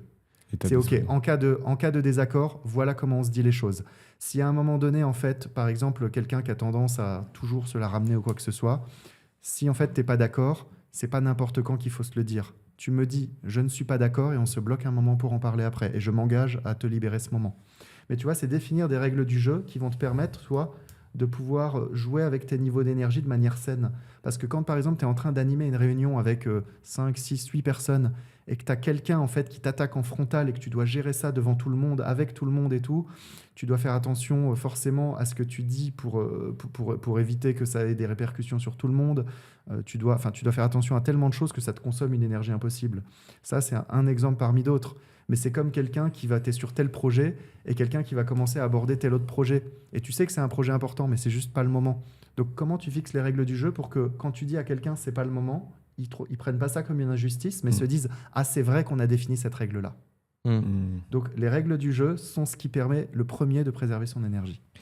Okay. Moi, j'avais une autre question. C'était dans la courbe du deuil, rapide. Ouais, mais attends. T'as encore une autre question sur ta question? Non, mais là, c'était un élément super intéressant. Est-ce que tu en as d'autres? Ouais, le deuxième, c'est vraiment pour moi, c'est être en conscience. Et je pense que l'un des bons moyens de faire ça, si on ne l'a jamais fait, c'est de prendre un coach. Non pas juste pour se faire coacher, mais à minima pour identifier là où on pourrait progresser. En fait, si on n'a pas une envie profonde de progresser soi-même, tôt ou tard, notre boîte ou notre équipe sera limitée à notre niveau de développement. Et sera le reflet de tous nos biais, toutes nos contraintes et toutes nos souffrances. Ça, c'est marrant parce que c'est quelque chose qu'on s'est dit très tôt avec Nicolas, que la seule limite à notre boîte, c'était nous. Oui. Et du coup, on s'est toujours fait coacher. Là, on se fait super coacher. On a un peu le même système que vous. C'est marrant, on a un Think Day qu'on fait tous les mois. Et on a des séminaires. C'est l'équivalent du Big Bang. Ouais, c'est pareil. Et c'est marrant, Big Bang, Tomorrow Theory, Think Day, Think I Go. Enfin, voilà, c'est cohérent. C'est normal. Ouais. Et aussi un séminaire annuel. Mais le coaching, en fait, c'est hyper important. Parfois, j'ai mon coach qui doit m'appeler. Donc, c'est 18h un mardi sur 2. Je me dis, mais j'ai rien à lui dire. Là, franchement, tout va bien, etc. Il y a d'autres fois où je sais ce que je dois lui dire. Mais il y a des fois où je me dis, franchement, j'ai rien à lui dire. Et puis, on commence à parler. et en fait, ça permet de se rendre compte, mais oui, c'est vrai. Là, j'étais en niveau bas d'énergie ou là, j'étais en niveau d'énergie. Comment est-ce que je le garde sur la durée? Il y a toujours quelque chose à apprendre. Et je vois beaucoup aussi de leaders RH qui disent, mais j'aurais pas le temps de me faire coacher. J'aurais pas le temps. Oui, je comprends, c'est super, les coachings, je vois le concept, etc. Mais j'aurais pas le temps. J'ai pas le temps de m'entraîner, j'ai trop de matchs à jouer. Non, mais c'est ça, tu vois. C'est exactement ça. Et en fait, c'est justement le coach, ça c'est un message vraiment important parce qu'on y croit dur comme fer. Et dans les points, j'aurais dit ça aussi, c'est si vous sentez que vous n'avez pas le temps, c'est que vous avez urgemment besoin de vous faire coacher Et de prendre le temps. individuellement, Ouais. de prendre ce temps-là. Ce sera pas beaucoup de temps et ça va vous apporter tellement de perspectives, tellement de valeur que ça va vous en faire gagner au Le final. coaching, il t'aide en fait à définir tes propres règles du jeu. Pour moi, c'est comme ça que ça se joue. Tu vois, en fait, l'énergie, il y a deux sources qui te la prennent, toi et ton environnement. Et donc, en fait, les deux conseils, c'est définis tes propres règles du jeu. C'est tes limites personnelles. Par exemple, je fais pas de mail après 19h, j'en sais rien. Ça peut être n'importe quoi, mais toutes tes règles du jeu, celles qui font que tu as un équilibre. Et ça, en fait, c'est important d'avoir quelqu'un de l'extérieur. Ça peut être un très bon ami, je sais pas, mais un coach, c'est son métier. Il Ouais. va t'aider. Et après, en équipe, en équipe, c'est définir les règles du jeu de l'équipe. Et déjà là, en fait, on a deux sphères, si on fait ça, qui sont les sphères qui nous prennent le plus d'énergie, qui nous en prennent beaucoup moins. Et d'un coup, quand on regagne en énergie, on regagne en clarté cognitive et émotionnelle. Et quand on regagne en clarté cognitive et émotionnelle, on est apte à prendre des décisions plus compliquées et à se projeter plus loin dans le temps que si on ne le fait pas. Et donc, d'un coup, notre vie, elle change. Ouais, ça c'est franchement une grosse recommandation. On aura plein d'autres idées, mais je pense que c'est un des axes nous, on aimerait aussi beaucoup développer côté Thinkago. On l'a fait, on a Fabienne Génial. qui est coach côté DRH. On l'a pas encore vraiment structuré, mais ce côté accompagnement de leader RH, en fait, il est aussi important que la partie change management, la partie projet, la partie formation qu'on fait. C'est quelque chose qui est Il y a un vraiment sujet encore crucial. de perception en France, comme c'est vu comme une c'est ça. vulnérabilité, une faiblesse. C'est ce du que coup, j'allais dire. C'est si déjà on peut contribuer à faire évoluer cette perception, finalement, les gens, ils iront chercher le coach d'eux-mêmes à la fin. Ouais. Et tu sais, c'est un peu ce qu'on dit, c'est apprends-leur à pêcher, quoi. Mm. Et en fait, je pense en fait que dans nos deux positionnements, surtout Moro sur Thinkago, je pense qu'on peut jouer ce rôle-là, en fait, d'augmenteur de perception. Ouais. Bah, c'est le but de ce podcast. Donc on est là à la bonne place. Mais allez, je te laisse enchaîner Yes. sur ta Je question. voulais juste revenir sur la courbe du deuil que tu as présentée tout à l'heure et de savoir, d'après toi, c'est quoi le passage entre deux états le plus compliqué à gérer et voire le plus important? En fait, ça va dépendre de chaque personne. Tu sais, j'ai parlé de niveau d'énergie. Énergie cognitive, sociale, émotionnelle, etc. Et en fait, si l'une de ces énergies est en quantité insuffisante, tout ton système s'effondre et tu deviens incapable de gérer autre chose que ce qui est courant dans ton système. Et donc incapable de gérer des courbes du deuil. Des courbes du deuil, t'en fais des centaines par jour. Hein. Donc j'adore cet exemple parce que je l'ai vécu il y a quelques mois en voyant quelqu'un faire ça. Une personne qui entre dans une boulangerie, qui demande un éclair au café. La boulangère lui dit « il n'y a plus d'éclair au café ». Et il se dit « oui, mais je veux un éclair au café ». Et je suis désolé, monsieur, on a tout vendu. Mais pourquoi vous n'en avez pas fait plus ? Je suis désolé, on n'a fait que ça, monsieur, mais si vous voulez, il y a une boulangerie à 100 mètres. Mais je ne veux pas aller à l'autre boulangerie, je veux un éclair au café ici. Et Adam fait « je suis désolé, monsieur, je n'ai pas d'éclair au café ». Et le mec tournait en boucle. Et là, je sais pas. Et je viens vers lui, je dis « écoutez, monsieur, je suis vraiment désolé pour vous. Je comprends que ça doit être une situation pas agréable, pas difficile, parce que je pense que cet éclair au café, c'est pas l'éclair, c'est vous aviez besoin de ce moment-là pour vous, parce que c'était un moment pour vous ressourcer. Mais je suis sûr en fait que des moments pour vous ressourcer, vous pouvez le trouver avec autre chose. Et là, le mec regarde, il fait « je sais pas de quoi vous parlez ». Et il est parti. Mais il est parti, tu vois. Il est parti. Et en fait, j'ai vraiment perçu ça. Il n'était pas en énergie pour traverser cette micro-courbe du deuil qui était de dire « j'aurai pas mon éclair ». Oui, J'aurai pas mon éclair il ici aurait pu maintenant. faire toute la courbe. Comme il n'était pas en énergie, il est resté bloqué à un endroit, c'est ça ? Exactement. Et c'était un tout petit sujet, donc c'est vraiment qu'il devrait être très bas en énergie. Et en fait, à ramener à d'autres échelles, c'est ce qu'on vit au quotidien. Et chaque personne, suivant que c'est un sujet qui l'a affecté, un sujet émotionnel, un sujet plutôt de surcharge cognitive, un sujet d'interaction sociale, suivant ce que c'est, en fait, on va pas se retrouver exactement dans la même courbe du deuil sur les mêmes sujets. Pour certains, ça va être des sujets qui vont être plus, on dit trigger que d'autres, qui vont être déclencheurs que d'autres. Et surtout, chaque personne ayant ses propres logiques, et ben en fait, tu as quelques grands types de personnalités, tu as 4-5 grands types de personnalités qui vont faire en fait qu'ils ne vont pas se bloquer exactement dans la même courbe du deuil. Un empathique va toujours avoir tendance à se bloquer beaucoup plus dans la tristesse que dans le déni. Un persévérant, beaucoup plus dans le déni. Un promoteur, beaucoup plus dans la partie un peu colère, etc. Ok, ouais, donc là, tu as repris le schéma de process communication. Exactement. Ok. Mais je trouve que c'est un format très bien associé à la courbe du deuil parce que la process com définit les profils en fonction de leur niveau de stress. Oui, ça joue sur les triggers du stress. Voilà. Alors, du coup, j'avais juste ma question et après on pourra enchaîner. C'est c'est quoi, d'après toi, les 3 façons de redonner de l'énergie à ces personnes qui en ont plus pour les refaire redonner du carburant? Je te demande parce que de plus en plus, moi, je vois des clients qui disent: écoute, Nicolas, on n'en peut plus. On a une fatigue liée au changement. Mes équipes, elles n'en peuvent plus de ce changement permanent. Elles sont déstabilisées. Il y a plus de jus, en fait. Oui. Et du coup, comment est-ce que tu ramènes de l'énergie comment tu t'y prends? Temps, diversité, émotion positive. Diversité, Donc c'est-à-dire il faut du temps. Déjà, en fait, il faut couper. Il faut juste couper. Parce qu'en fait, quand ton cerveau est dans ce mode-là, tu rentres dans des sécrétions de cortisol, d'adrénaline qui vont en fait aller couper la sécrétion de tout un tas d'hormones positives et qui vont t'empêcher, c'est-à-dire que ça vient inhiber ta capacité à prendre des décisions claires basées sur de la logique. Et donc tout va devenir émotionnel en fait, et plutôt négatif. Donc il faut bloquer, déjà il faut couper. Parce que ta biologie va avoir besoin de temps pour se recalibrer. Ouais, c'est appuyer sur le bouton pause. Oui, c'est appuyer sur le bouton pause. Peu importe que ce soit urgent, pas urgent, il faut couper. C'est un sujet pour toi, pour ta santé mentale. Comme des vacances, par exemple. Alors ça peut être des vacances, parfois c'est simplement... parfois en fait, c'est pas toujours à l'échelle d'une année, parfois c'est à l'échelle de la journée. C'est à l'échelle de la journée, moi ça m'arrive parfois, le mardi de septembre, par exemple. Première journée de septembre, elle a été affreuse. La première semaine. Le mardi de septembre, à 17h, je me mets à pleurer. Ça sort comme ça. Je me dis, waouh, je vais pas survivre à septembre. Et je me mets à pleurer et je me dis, je ne fais plus rien. J'ai arrêté ma journée. J'avais encore plein de trucs à faire. J'avais 300 mails qui étaient arrivés. Et je me suis dit, non, je le fais pas parce qu'en fait, sinon, je vais me payer une dette pour toute la semaine. Et donc, je me suis arrêté. Et avec ma femme, on est sortis, on est allé au parc, on est allé faire autre chose. Et ça m'a suffi ce petit moment parce que tu vois, j'étais pas dans le dur.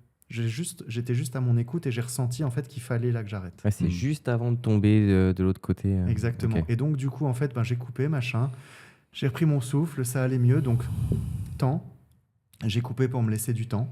Diversité, je suis allé voir autre chose, faire autre chose. La nature, ça aide beaucoup. La nature, c'est con, mais on est fait comme ça nous reconnecte à nous-mêmes. Et après, émotion positive, j'étais avec une personne avec qui je passe des bons moments et en fait, on a parlé de tout sauf du boulot. Et le lendemain matin, je me suis relevé, j'avais la niaque, j'étais prêt à y aller. Et ça, en fait, en revanche, si j'avais pas fait ça, j'aurais payé ma semaine et je l'aurais subi pendant peut-être 2-3 semaines après.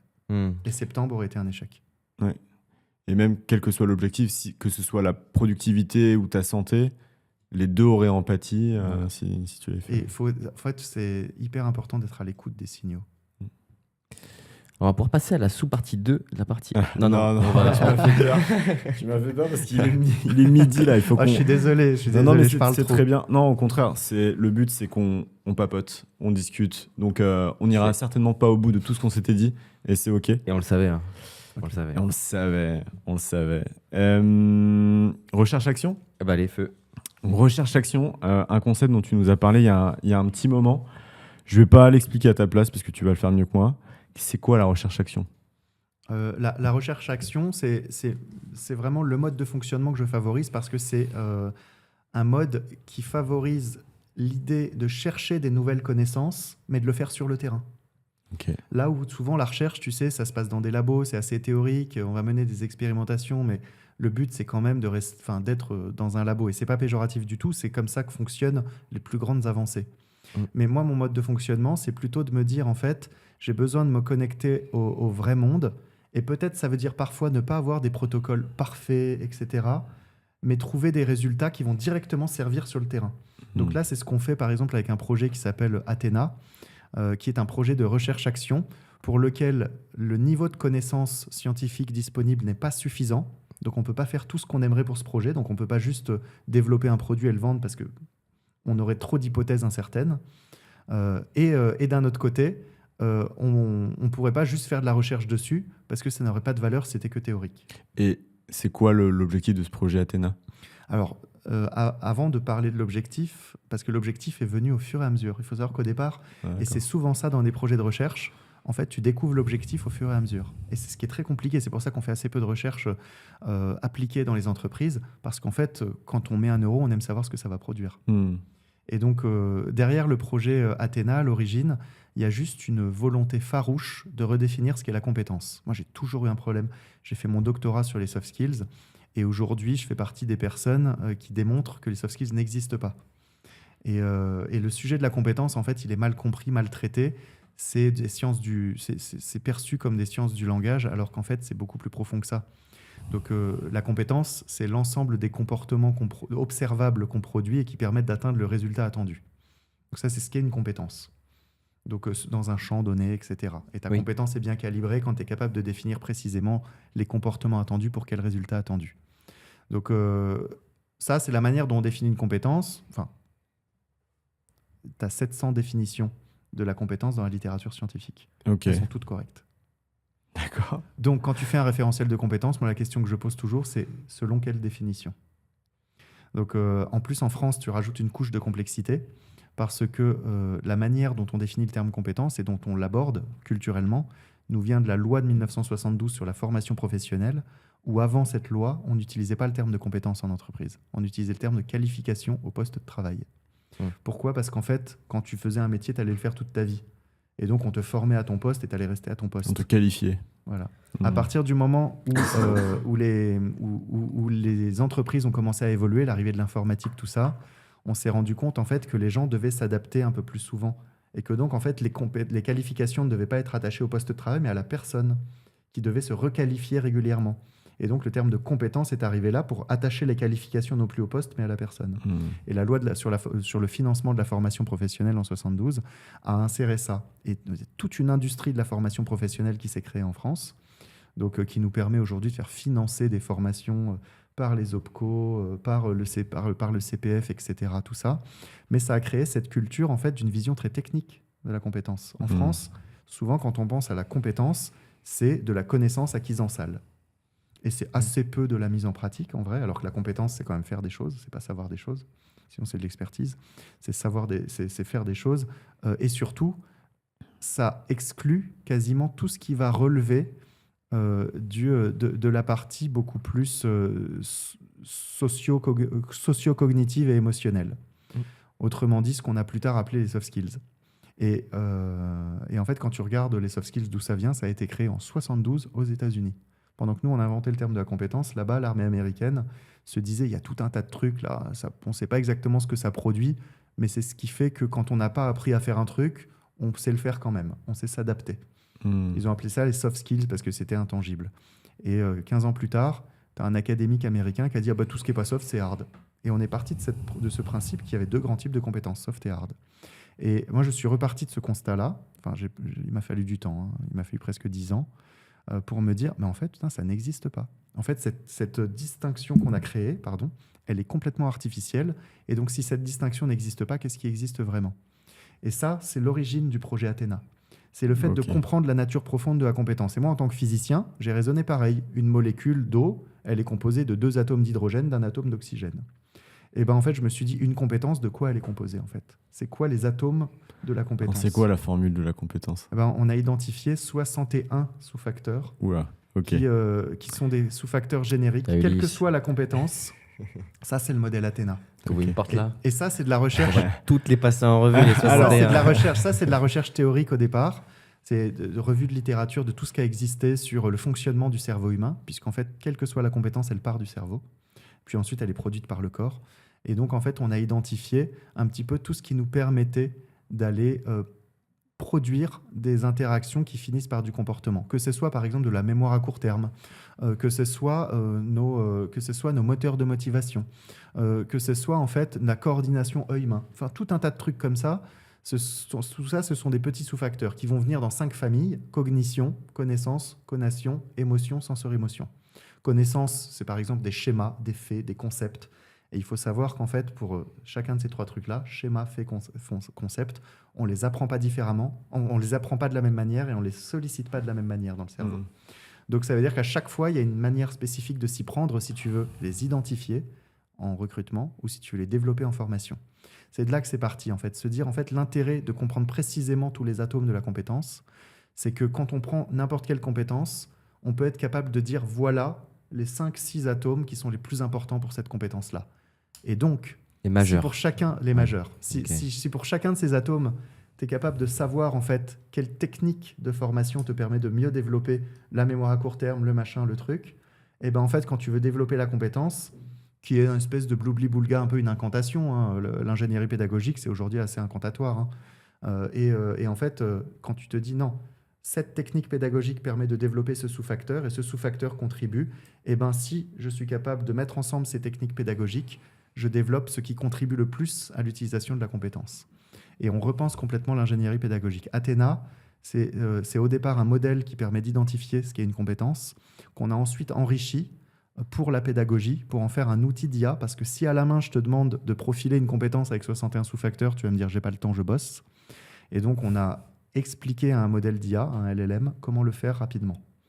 Et donc en fait ça c'est la première partie, tu mets une compétence et le modèle t'explique en fait de quoi elle est composée, dans quelle proportion. En plus chaque sous-facteur est sur 4 niveaux de maîtrise. Donc parmi les 61, ça te dit...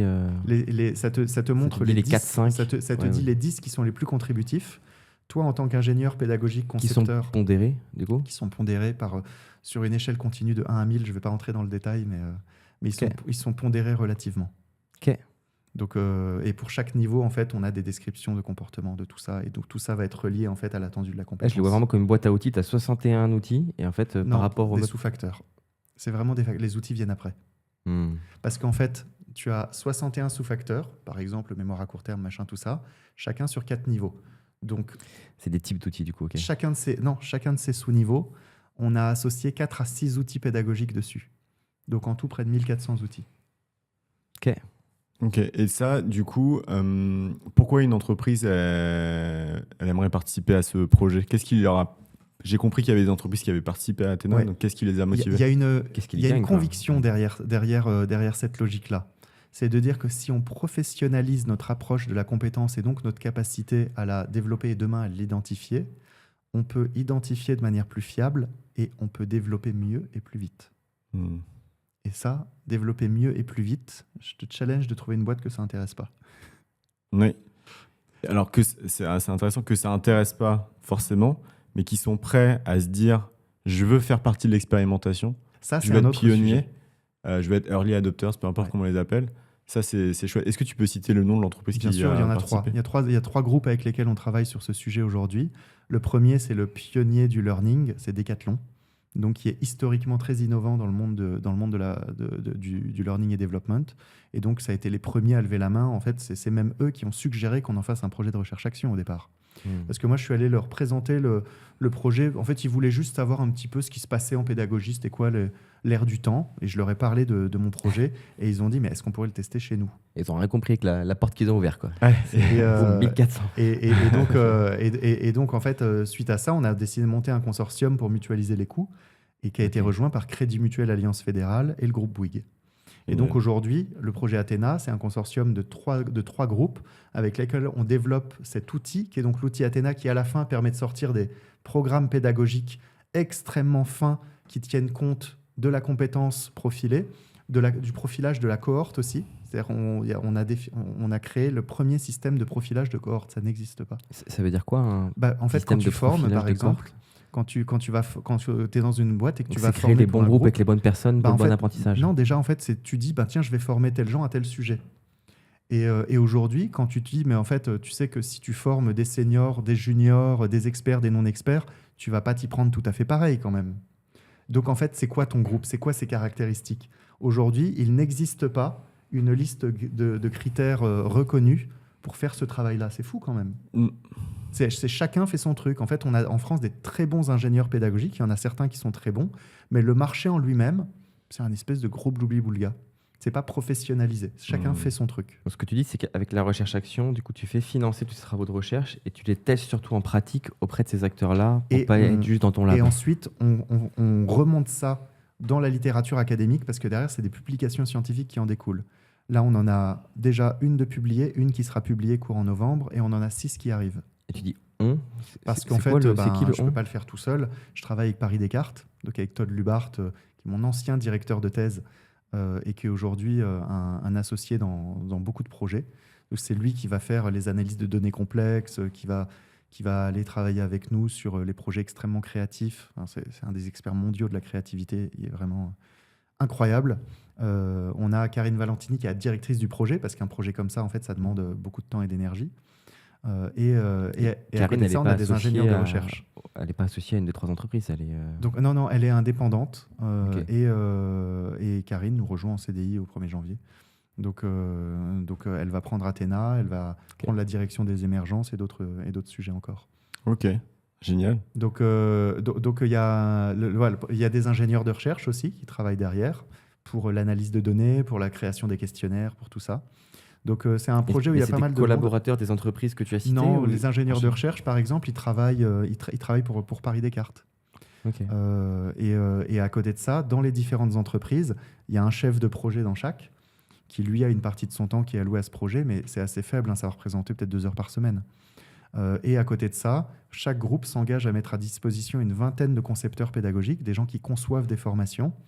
On les réunit 2 fois par an et on leur fait répondre à des questionnaires sur leurs pratiques pédagogiques et on leur fait tester la plateforme, donc Athéna, qui est notre plateforme d'IA en 3 modules, Skills, Profile et Learn. Skills pour déterminer la nature d'une compétence, Profile pour déterminer en fait la cohorte, donc le profil des apprenants, et Learn qui est pour, à partir de tout ça, créer un programme pédagogique cohérent. Et du coup, l'idée finale d'Athéna, ça va être de le mettre, cet outil à disposition de ces 3 premières entreprises et potentiellement à disposition de d'autres entreprises. Alors non, c'est ça qui est intéressant, c'est que aujourd'hui, en tant que projet de recherche-action, c'est un projet qui dure 1 an là, jusqu'à fin mars 2026. C'est la saison 1. Et donc, à la fin de la saison 1, nous, on remet toute la propriété intellectuelle à chaque acteur. Ils en ont une copie, ils ont le droit de l'exploiter, tout comme nous, mais on ne garantit pas la maintenance de l'outil, parce qu'on n'est pas dans un modèle d'édition de logiciel. On est dans un projet de recherche-action, et la plateforme est pour le moment un outil au service du projet de recherche-action. On ne peut pas s'engager à le maintenir dans le temps. Et donc, en fait, en revanche, on lance une saison 2, et donc il va durer à nouveau 1 an. Et cette fois-ci, on l'élargit à 10 entreprises partenaires parce qu'on a besoin de plus de moyens. Et l'objectif, là, ça va être de créer la V2 du modèle scientifique d'Athéna à partir de tout ce qu'on a appris en saison 1 et la version 2 de l'outil. Et à la fin de la version 2, on se posera la question de est-ce que l'outil est mature pour permettre une mise sur le marché. Mais ça créera l'outil le plus puissant au monde d'ingénierie pédagogique parce que personne ne fait ce travail d'allier science et terrain de cette manière-là. Attention à ne pas tomber dans ton travers et à relancer un SaaS. Hein. Bah, en fait, c'est pas moi qui le relancerai. Aujourd'hui, j'ai la chance, des années plus tard, d'avoir un peu plus su de recul t'entourer, sur les sujets, de savoir m'entourer, et puis en fait, de pouvoir être financeur, pas forcément faiseur. Ouais, c'est clair. Mais je pense qu'on peut ouvrir le merger chapitre 3 et 4 et parler un Ouais, peu carrément. du futur. Avec plaisir. Bah, j'y vais. Mais je suis content qu'on ait parlé de ce côté recherche-action parce que c'est un volet qui nous prend beaucoup de temps chez Tomorrow Theory, dont on parle assez peu. Ouais, ok. En fait, tu vois, c'est moins visible qu'une conférence ou qu'un séminaire. Mais ça fait partie des choses qui, pour nous, créent beaucoup de valeur, sur lesquelles on passe beaucoup d'énergie et où c'est un petit peu ingrat parce que on ne sait même pas si ça va marcher. Oui, c'est un travail de C'est de la fourmi. recherche. C'est de la recherche. Ok. C'est un travail de Et, fourmi, et ce que tu disais tout à l'heure, c'est vrai, les entreprises qui prennent le pari, en fait, elles travaillent avec des hypothèses pour lesquelles il n'y a pas de ROI.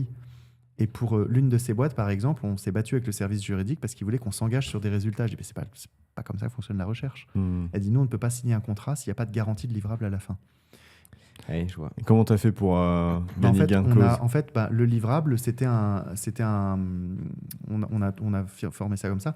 C'est un rapport qui était capable d'expliquer ce qui était faisable ou non. C'est un livrable. Ok, donc tu as trouvé une Mais alternative. après, la manière dont on fonctionne, c'est-à-dire on est en octobre, au moment où on tourne. Le projet finit en mars et en octobre, on a déjà dépassé les attentes du projet. Donc par rapport à ce qu'on devait faire à fin mars. Donc c'est très positif sur la manière dont on avance parce qu'on a été très prudent. Et sur la saison 2, avec les moyens qu'on va avoir, les gens dont on a su s'entourer, parce que petit à petit, on a trouvé aussi des gens très compétents qui ont été intéressés par le projet. Je pense qu'on va faire une très très belle saison. Et les entreprises qui sont prêtes à financer un projet de recherche-action, c'est pas très cher. Hein. Pour une entreprise, on facture 30 000 € sur l'année. Donc, on va chercher 10 acteurs pour faire un budget recherche-action de 300 000 € qui va nous permettre de financer plusieurs ingénieurs de très haute qualité qui vont nous permettre d'aller beaucoup plus loin dans notre démarche. Chouette. En développement et en recherche. Si ça vous intéresse, contactez Oui, là, j'espère que vous Jérémy. l'avez compris, c'était un gros appel de pub. Non, mais c'est chouette, c'est ce qui est intéressant. Et on fait pas un centime dessus. Hein. C'est-à-dire là, cette année, Tomorrow finance un quart du projet sur ses fonds propres. Ouais, tout à ton honneur. Ok. Ça, pour moi, c'est ça qui fait qu'on est fier d'exister. Projet passion, ouais. Ok. Ah, trop bien. Bah, vous voulez Alors- prendre un peu de hauteur, ouais? Dis-moi. On a combien de temps pour savoir si on fait angle 3 et angle 4? Non, on va faire l'angle 4 et on va mixer un peu de l'angle 3. D'accord, c'est pour ça que Du coup, tu regardais. Mais si tu veux, Parlons vas-y. de 2040, qui est le livre que tu as écrit où tu partages Je le 5 montre à la futurs caméra. possibles. Première fois Et je qu'on pense fait qu'on va ça. le connecter aussi avec ton récent projet aussi qui s'appelle Les Émergences. Déjà, sur 2040, comment est-ce que tu vois, toi, les choses évoluer? Volontairement, question très large. Hein. Ouais, et c'est hyper intéressant de la poser comme ça, merci. Parce qu'en fait, c'est la question qu'on se pose tous, c'est à quoi ça va ressembler. Et c'est important de déconstruire notre approche extrêmement linéaire et monolithique des sujets. Ça veut dire quoi? Ça veut dire qu'avant, on faisait comment ça va se passer et puis on avait une idée en tête. Et maintenant, il faut avoir plutôt une approche par hypothèse et par scénario. Tu sais, c'est un peu le truc de comment ça va se passer. Bah, ça dépend. Ça dépend de tellement de sujets. Est-ce qu'on va entrer en guerre ou non? Est-ce que les hypothèses les pires liées au dérèglement climatique vont se confirmer ou non? Donc là, tu réactionnes les 26 types de crises? Par exemple, qui sont liés à tout un tas d'hypothèses. Et en fait, suivant comment ça va se passer, ça donne pas le même futur. Et ben en fait, le travail qu'on doit faire, c'est essayer de comprendre toutes les hypothèses structurantes, ce qui peut leur arriver, et en fonction de ça, imaginer si se passe ci et ça et pas ça et si, en vrai, ça crée potentiellement tel futur. Sachant qu'on n'a pas de boule de cristal, donc on ne peut pas savoir.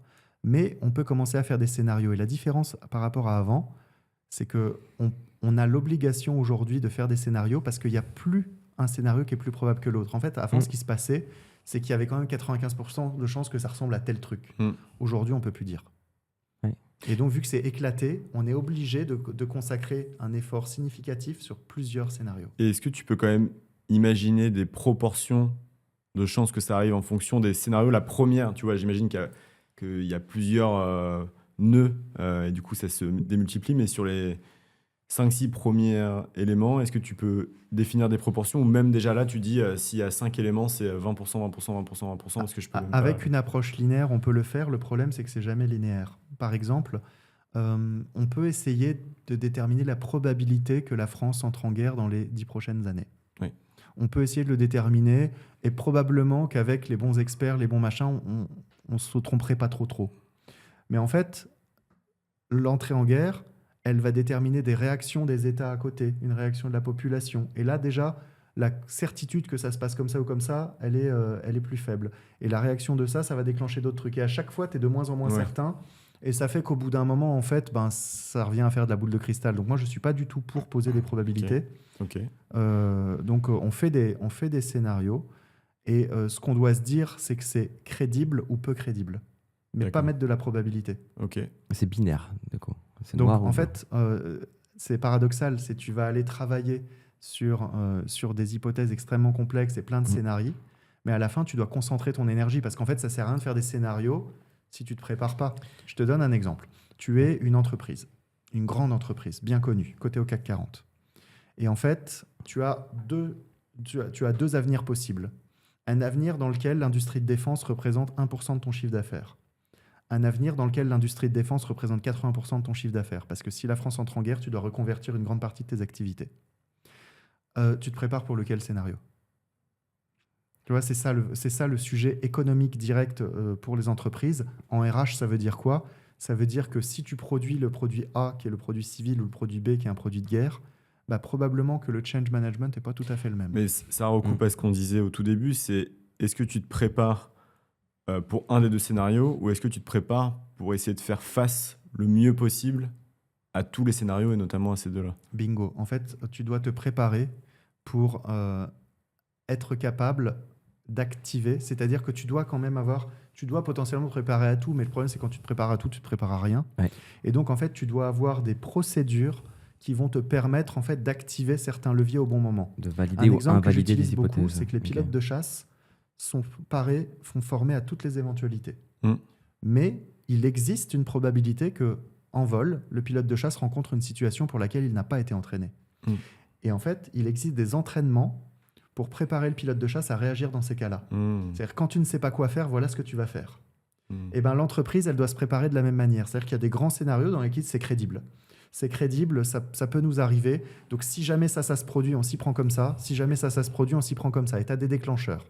Le signal, ce sera par exemple le déclenchement de la guerre en Ukraine. Si le déclenchement de la guerre en Ukraine, je suis une grande banque, et si le déclenchement de la guerre en Ukraine est vrai, alors je considère que la fragmentation du monde commence, et donc je dois réduire mes activités hors Europe.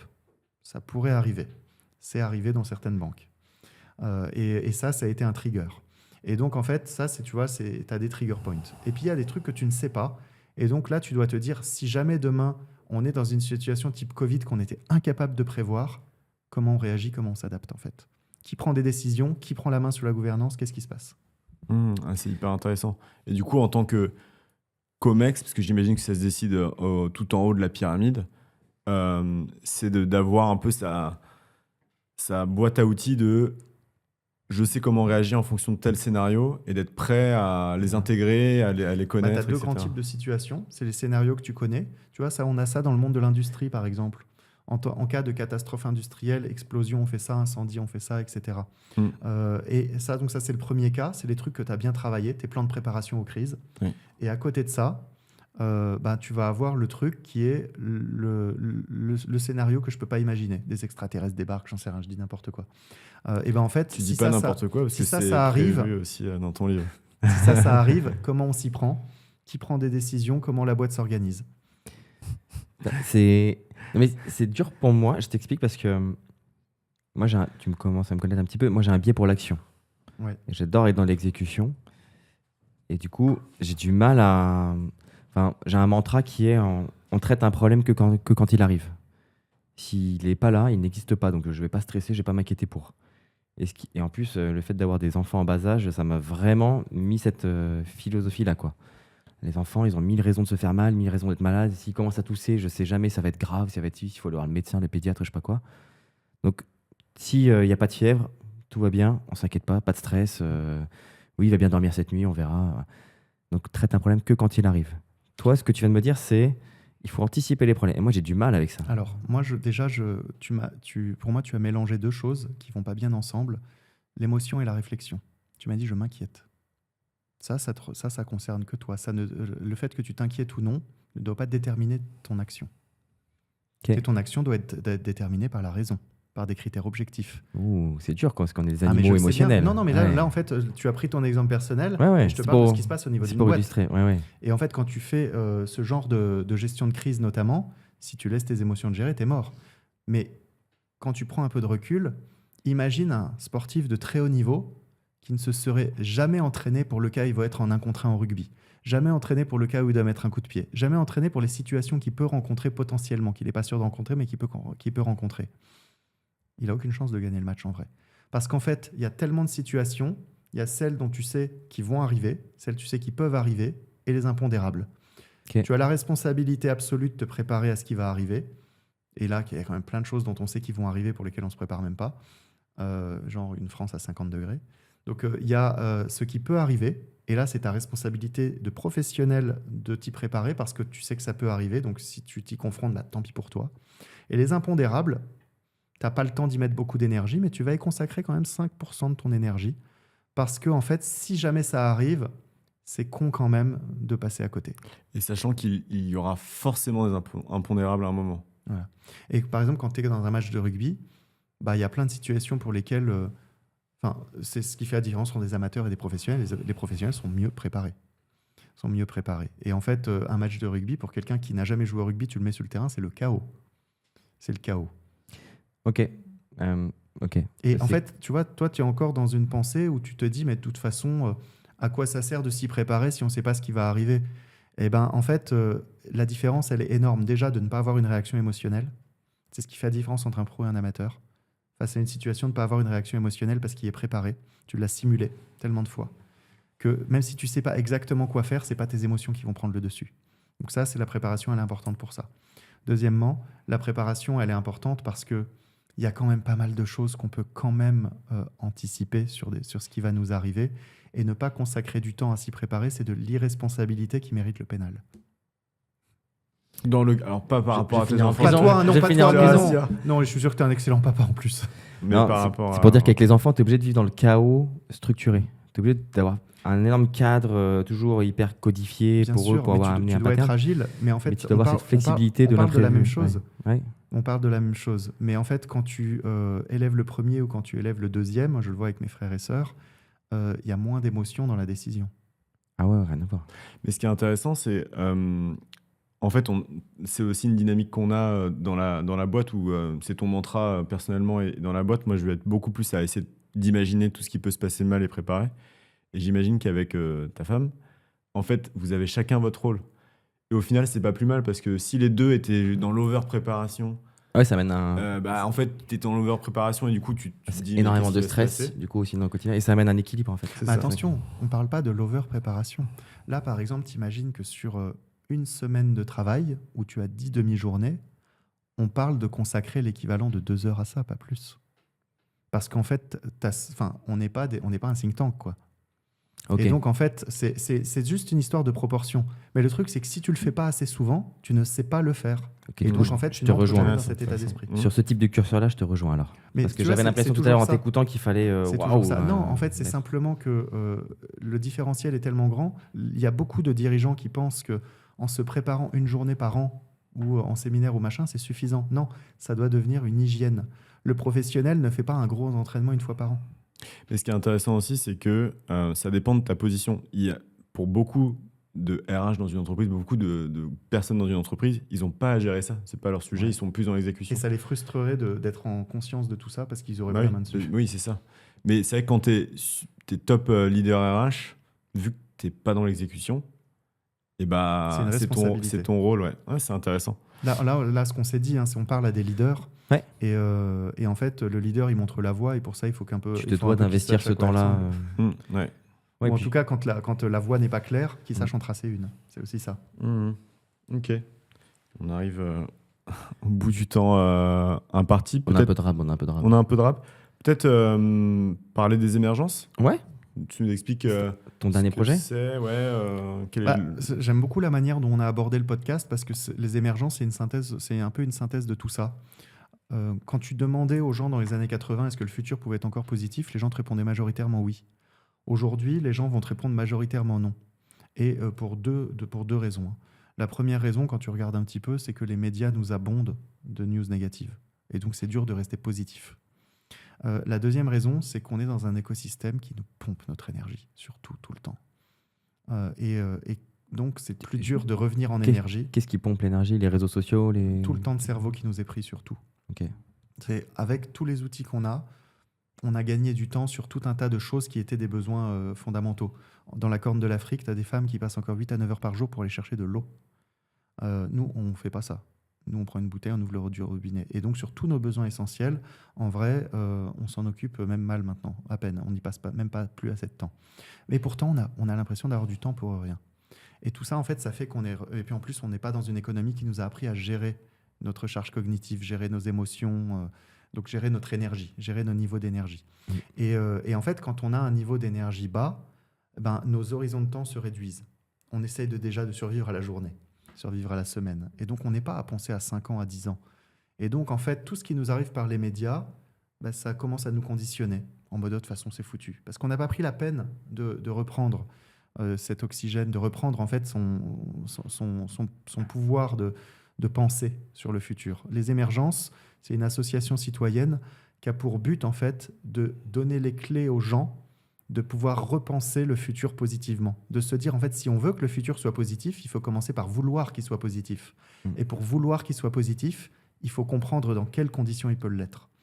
Ça, c'est toute la logique avec laquelle on veut développer les émergences. Et donc, ça veut dire mettre en place des formations citoyennes qui vont, par exemple, permettre d'aider les gens à mieux, à mieux gérer toutes ces informations-là et des informations qui arrivent, à comprendre ce que ça veut dire un futur positif, à comprendre un principe qu'on appelle en concept de la systémique, de comprendre comment les choses sont liées, ce qui est, par exemple, très bien fait dans la fresque du climat, où on comprend comment la pollution humaine amène tel sujet, la disparition des espèces, la guerre, tout ça. Et donc, en fait, comprendre tout ça permet de créer une population un peu plus consciente, moins manipulable, et qui est donc moins sujette potentiellement au renfermement sur ses peurs et donc moins sujette aux extrêmes. Et du coup... C'est un projet politique, hein, les émergences. C'est ça que le monde s'est polarisé. Le monde s'est polarisé. Et pourquoi ? Parce que le monde se renferme sur ses peurs. Pourquoi ? Parce que les gens n'ont pas l'énergie pour s'ouvrir. Et quand on n'a plus d'énergie, on se renferme. Et pour celles et ceux qui nous écoutent, comment est-ce qu'ils peuvent bénéficier ? Je ne vais pas dire participer, parce que participer, c'est une des façons, mais comment ils peuvent bénéficier de l'initiative des émergences ? Donc aujourd'hui, les émergences sont dans une phase de structuration. On veut avoir un impact à l'échelle nationale, à l'échelle du pays. Et donc, ça veut dire en fait qu'il faut prendre le temps. On est dans un projet qui s'inscrit sur plusieurs années. Et donc, ça veut dire que là, pour l'instant, on a lancé une première campagne d'adhésion. C'est une association. L'adhésion est à 10 €, donc c'est symbolique. Mais qui nous a permis de trouver des bénévoles qui sont en train de structurer différents volets de l'association. Il y a un premier volet qui est par exemple l'accueil. Quand un adhérent arrive, comment on l'accueille, comment on lui explique le fonctionnement des émergences, comment on lui donne envie de devenir bénévole. Il y a tout un tas de groupes comme ça qui travaillent sur la structure des émergences pour en faire quelque chose capable de, à un moment donné, toucher le pays. Sinon, on touchera 10 personnes et ça n'aura pas d'impact. Et donc là, dans les premiers mois, on est dans cette logique de structuration interne. Puis, courant 2026, on lancera une nouvelle campagne d'adhésion pour passer à un deuxième stade et ainsi de suite. Et notre objectif, c'est que d'ici 3 à 4 ans, on soit en mesure de toucher toutes les régions de France.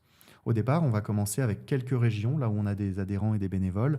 On va commencer à lancer les premières formations courant 2026. Quand on veut bénéficier des émergences, sans forcément s'y impliquer, eh ben, on pourra participer à ce type de formation citoyenne. Formation, c'est un bien grand mot, parce que c'est surtout des moments où on va pouvoir regagner de l'énergie et reprendre de l'espoir. Sous un format pas forcément le même, mais dans le même principe que la fresque du climat, on se retrouve, on prend un temps... Oui, il y aura des formats parfois en ligne, il y aura parfois des formats qui seront plutôt des formats after work, on fera venir des personnes inspirantes. Et donc là, le but, ça va être de le faire partout en région. Et on a un principe très important aux émergences, qui est qu'on veut que le mouvement soit décentralisé. C'est-à-dire qu'à terme, chaque région ait sa propre dynamique.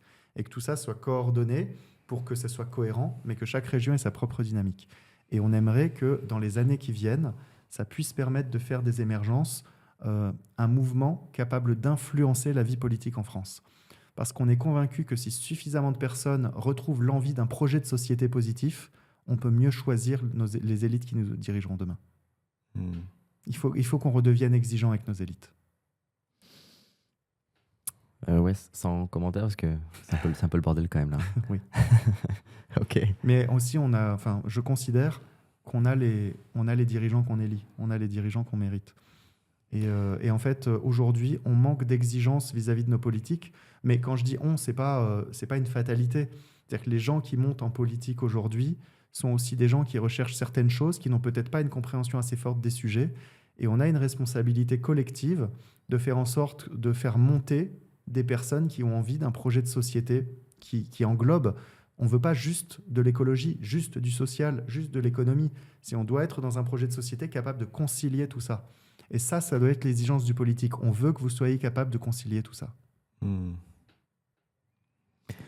Ouais, c'est un vrai sujet, parce que c'était un sujet qui me touchait fortement quand j'étais jeune, 18-20 ans, la politique, mais dont j'ai appris à connaître et développer un profond désintérêt maintenant, où je suis désabusé de ça.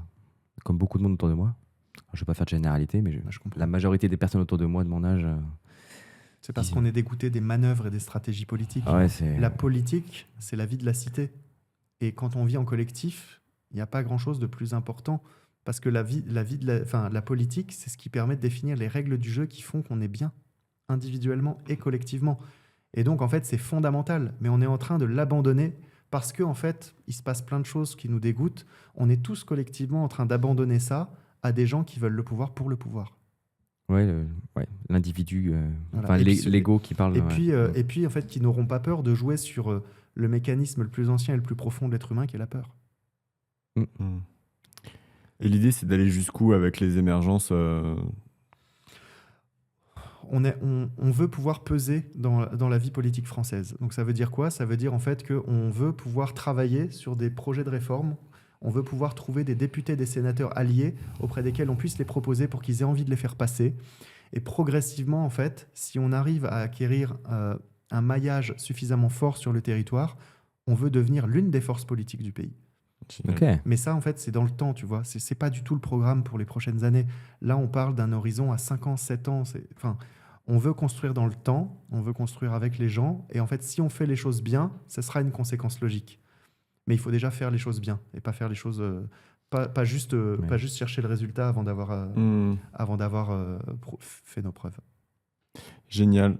Trop bien. Merci d'avoir partagé ça. C'est un Merci. sujet qui te tient à cœur et on le comprend Je sens que c'est un projet de cœur. vraiment bien et c'est chouette. Donc, pareil, si les émergences vous intéressent. Que ce soit dans Tomorrow Theory, dans les émergences ou dans tout ce que j'ai fait dans mes projets entrepreneuriaux, je pense que je me suis toujours levé avec la même logique le matin. S'il y a une petite chance que, en me défonçant aujourd'hui, je contribue un tout petit peu à rendre le monde un peu plus juste, et moi ma logique, c'est beaucoup par le travail, alors ça vaut le coup de se lever. Et je pense que le jour où j'ai jeté l'éponge, c'est parce que j'étais convaincu que quand je me levais le matin, ça servait plus du tout à ça. Ouais, c'est une bonne c'est chouette. analyse. Ok. Petite conclusion. Ouais, conclusion. On a préparé Allez. des petites questions pour toi de fin, Jérémy. Je vais te proposer 2 options et tu vas me dire A ou B. Ok. Et quelques mots pour expliquer. Non, a priori, non. Ouais. Mais a priori, Bon, non. Plutôt pas. Alors plutôt pas, ok. Ouais, parce que... A ou B, donc. A ou ouais, B. A ou B, Ok. ouais. Premier, donc prise de décision sur la base de données ou une intuition? B. Donc l'intuition. Oui. Ok. Les données, on leur fait dire ce qu'on veut. Ok. Piloté par les Et pardon, mais une donnée n'est pas un insight. Il ouvre tellement de portes. Voilà, on ne peut plus ouvrir de portes. Pour le déjeuner. Ok.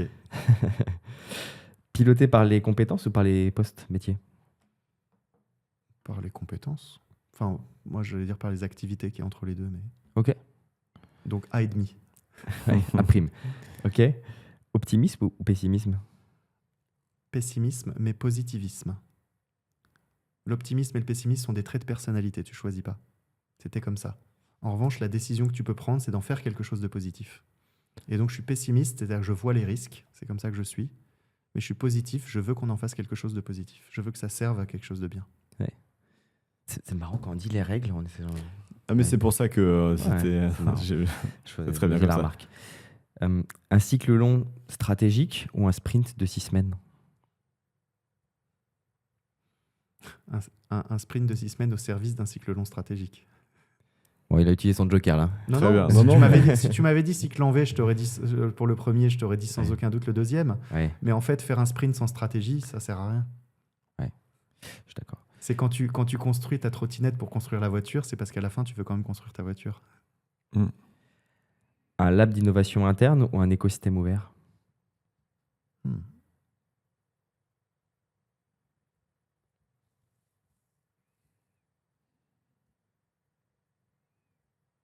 Alors moi, je suis par défaut écosystème ouvert.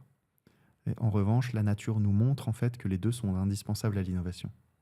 C'est-à-dire que dans la nature, en fait, il y a des interactions entre tout. Et puis par moment, tu as des communautés qui vont être profondément isolées par la géologie, sur une île, sur un truc comme ça. Et ça va créer des choses nouvelles qui n'auraient pas pu exister parce qu'il y aurait eu trop de prédateurs. Ouais. Et donc ensuite, elles vont revenir et elles modifient l'écosystème à leur tour. Et donc en fait, ça, je suis convaincu qu'il faut de l'innovation secrète, donc lab interne, et il faut de l'open innovation. Et c'est pour ça que j'ai un collègue de l'armée qui a développé un concept qui s'appelle l'innovation confidentielle. Comment faire de l'innovation secrète aux yeux de tous. Ok. Pour ce milieu aussi. Et il a écrit un bouquin qui s'appelle l'innovation confidentielle, Ok. que j'ai eu la chance de postfacer. Top. J'en noterai un. Ok. Sport ou apéro? Sport. Pour mesurer un impact, tu vas chercher, tu préfères le ROI business ou l'impact social?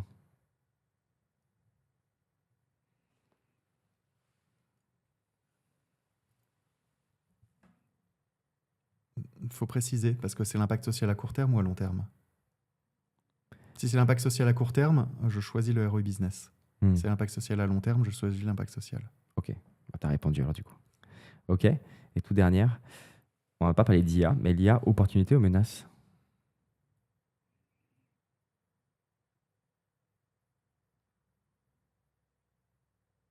C'est quoi ces questions? En plus, tu y crois pas toi-même. Tu sais très bien qu'en fait, c'est l'un et l'autre. Donc, Oui, mais ça permet d'avoir... menace avant d'être une opportunité. Parce qu'en fait, pour que quelque chose ne soit une opportunité, il faut avant avoir débunké les menaces. Ok. Non, c'est des questions avec les personnes qu'on rencontre et on voit des zones de gris, des zones de, enfin des noirs, du blanc et c'était de voir aussi ta perception. à Donc toi. en fait, tous les sujets pour lesquels on n'est pas en conscience sont avant tout des menaces. L'IA, on n'est pas en conscience de ce que c'est. Ok.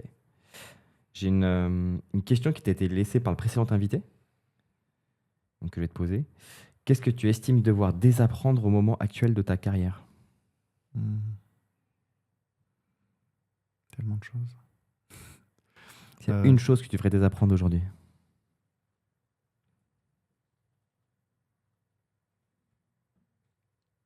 Je pense que ce serait... Là, en fait, je sors d'un gros cycle cette année où j'ai désappris ma manière de travailler. Ça m'a pris 14 mois pour devenir full Notion. Donc, parce qu'avant, je travaillais encore avec... Notion, l'outil. Notion, l'outil. Je travaillais encore avec Note, avec des Google Docs, avec des machins, tout ça, comme il y a 5 ans. Et ça m'a pris 14 mois pour passer full Notion. Et aujourd'hui, s'il y a une chose, la prochaine étape de ça, ce que je dois désapprendre, c'est de traiter tous mes mails moi-même. Aujourd'hui, j'ai une conviction forte qui est que si je ne traite pas tous mes mails moi-même, je perds des signaux du terrain qui sont fondamentaux. Je suis convaincu que j'ai raison, mais je sais aussi qu'au rythme où j'en suis aujourd'hui, ce n'est pas soutenable. C'est pas scalable. Okay. Non, c'est pas une question de scalabilité, c'est une question de soutenabilité parce que j'aurai pas forcément beaucoup plus de mails, mais je peux pas. Si demain mon activité à côté augmente ou j'ai d'autres engagements, je pourrai pas continuer à faire ce que je fais. Et donc ça, c'est le truc que je dois désapprendre et je ne sais pas comment le désapprendre sans perdre la valeur qui y est associée. Et donc je ne change pas tant que j'ai pas ça. Ok. Ouais, c'est une belle équation. Une belle équation. Quel est le livre que tu... Alors, pas un livre que tu as écrit, parce que je sais que tu as écrit beaucoup de livres, mais s'il y a un livre que tu recommandes et que tu offres le plus, lequel est-il en ce moment et pourquoi? Alors, c'est pas dans ma culture d'offrir des bouquins, j'en recommande.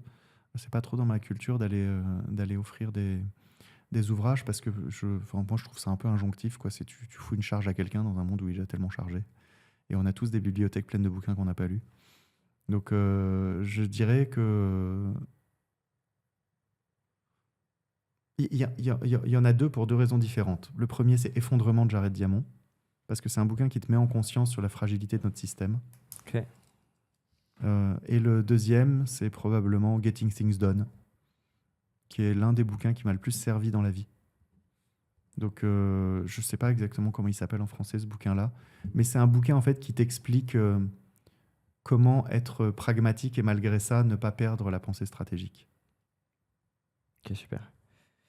Et toute dernière question, Jérémy, pour toi, si tu pouvais glisser un conseil au Jérémy qui sort d'école d'ingénieur en quantique, tu disais? En physique, oui. En physique quantique. Qu'est-ce que tu te glisserais à l'oreille 20 ans plus tard?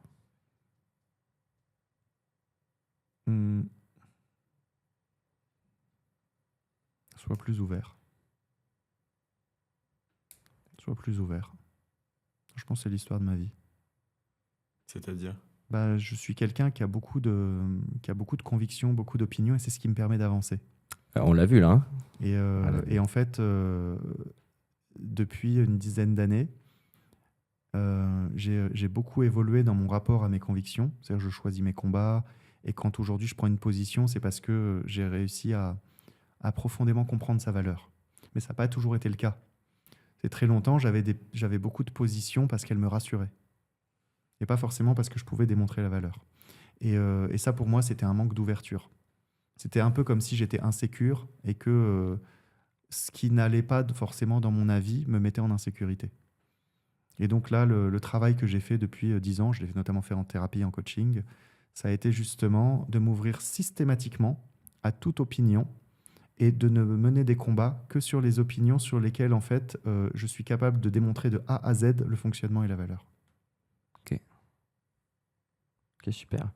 On a un tout dernier rituel, alors qui est un brin injonctif, du coup, pour te citer. Ah ouais. Désolé, mais... Oh. Désolé, mais on va être injonctif. Je crois qu'il est dans mon sac. C'est pas... Ouais. Tu vas pas me taser, hein? Non, ce serait l'injonction parfaite. Ouais, celui-là. Non, en fait, on aime bien connecter nos invités les uns avec les autres. Et quoi de mieux pour les connecter que quelque chose qui les a beaucoup touchés, qui les a beaucoup marqués. Je crois que tu le connais, c'est Claude Monnier, que tu connais bien, qui te salue d'ailleurs. Pour qui j'ai une affection infinie. Et du coup, Claude Monnier qui t'offre un livre. Quoi? Passage de relais de Claude. Merci Claude, tu augmentes ma charge cognitive. Voilà, super Claude, merci. Non, c'est gentil. Et tu vois, sur les livres, je suis d'accord. Et moi, je le prends d'une manière, je me dis, on en parlait avec Claude d'ailleurs, ou avec Rassam, c'est un livre pour moi, c'est on te l'offre, tu vas pas le lire pendant des années. Et puis un jour, tu vas le voir dans ta bibliothèque et tu te dis, ah tiens, pourquoi pas. Et en fait, putain, j'aurais dû le lire il y a longtemps. Alors, en tout cas, tu vas te dire, en tout cas, moi, je me dis, je suis content de l'avoir lu, même si c'est maintenant. Et voilà, tu le liras quand tu veux, on ne te demandera pas de compte. Est-ce que vous voulez que je l'ouvre maintenant? Ah bah ouais, Ouais, tu peux carrément. Ouais, Et alors, j'ai demandé à Claude en trop short notice, je vais regarder si j'ai dit, est-ce que tu as un mot à partager à Jérémy là-dessus? Mais j'ai plus de réseau. Ah, l'Assassin Royal. Tu connais? Oui, c'est de la fantaisie. Ouais. Oui, C'est oui. son livre qui l'a le plus touché. Ah bah trop bien, parce qu'en fait ça fait partie des bouquins que je voulais lire et je ne l'ai pas acheté parce que je me suis dit j'en ai trop en attente, mais ça fait partie des bouquins que je voulais lire. Merci beaucoup Claude. Il y a des bonnes injonctions, tu vois. Merci beaucoup Claude. Mais quand ce sera le bon moment pour toi, mais voilà, Claude nous a dit qu'il y avait vraiment un avant et un après.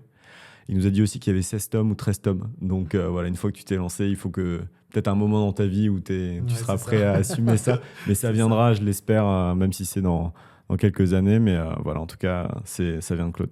Merci beaucoup Claude et merci à Hugo de faire le pont. Avec plaisir. Non, avec plaisir. Bah, t'as des petites bricoles de chez moi, de la Belgique. On va faire un unboxing. Bah ouais, carrément, vas-y. Allez, vas-y. Oh là là, Benoît Nian, chocolatier cacao févier. Ouais, c'est un des deux seuls chocolatiers belges qui travaille son propre cacao avec Marc Coligny, qui est beaucoup plus connu. Et il y a Benoît Nian, c'est le deuxième, qui a une usine qui fait tout à Liège. Merci beaucoup. Et tu verras, c'est quelque chose. Il n'y en a pas en Merci France. beaucoup. Les Belges savent recevoir. Hein. T'es belge aussi. Hein. Non, c'est Nico. À vous. Un petit peu. J'aime bien la Il le culture devient. belge, Il le devient. positive. Il vient voir. Mais c'est vrai, chaque sympathique. fois que je vais en Belgique, il y a tellement de bienveillance. C'est Donc, des amours. Mais je suis pas ouais. belge du tout, moi. Hein. T'es pas belge? Ah non, j'ai juste 3 enfants et Paris, c'était plus possible avec 3 enfants. Donc, les Belges sont si gentils que. On est d'accord. On est tombé amoureux des Belges. Voilà. Mais en tout cas, merci beaucoup. C'était un chouette échange, plein de convictions. Donc ça, c'est aussi quelque chose qu'on aime bien, plein de perspectives. Donc on espère que vous avez aimé. Si c'est le cas, n'hésitez pas à nous le dire. On reçoit pas mal de messages de plus en plus pour nous dire que vous adorez nos épisodes et c'est ce qui nous touche le plus, honnêtement. Donc n'hésitez pas à le dire, ça nous fait juste plaisir. Si vous avez vraiment aimé, n'hésitez pas à le partager aussi, cet épisode, à votre équipe, à d'autres collègues, que vous soyez leader RH, actuel ou futur, que vous soyez pas du tout leader RH, mais vous êtes tombé ici et que vous avez apprécié l'épisode. Et pourquoi pas, n'hésitez pas à vous abonner si vous voulez vraiment avoir accès à tous nos épisodes. C'est ce qui vous permettra de rien rater. Donc encore une fois, merci beaucoup Jérémy, c'était chouette. On va aller déjeuner. Jérémy. Merci, hein, c'est rare d'avoir le temps qu'on a eu pour développer les idées. Donc merci beaucoup de m'avoir accueilli, vraiment. Avec plaisir. À très vite. À Bye très bye. vite, ciao. Au revoir.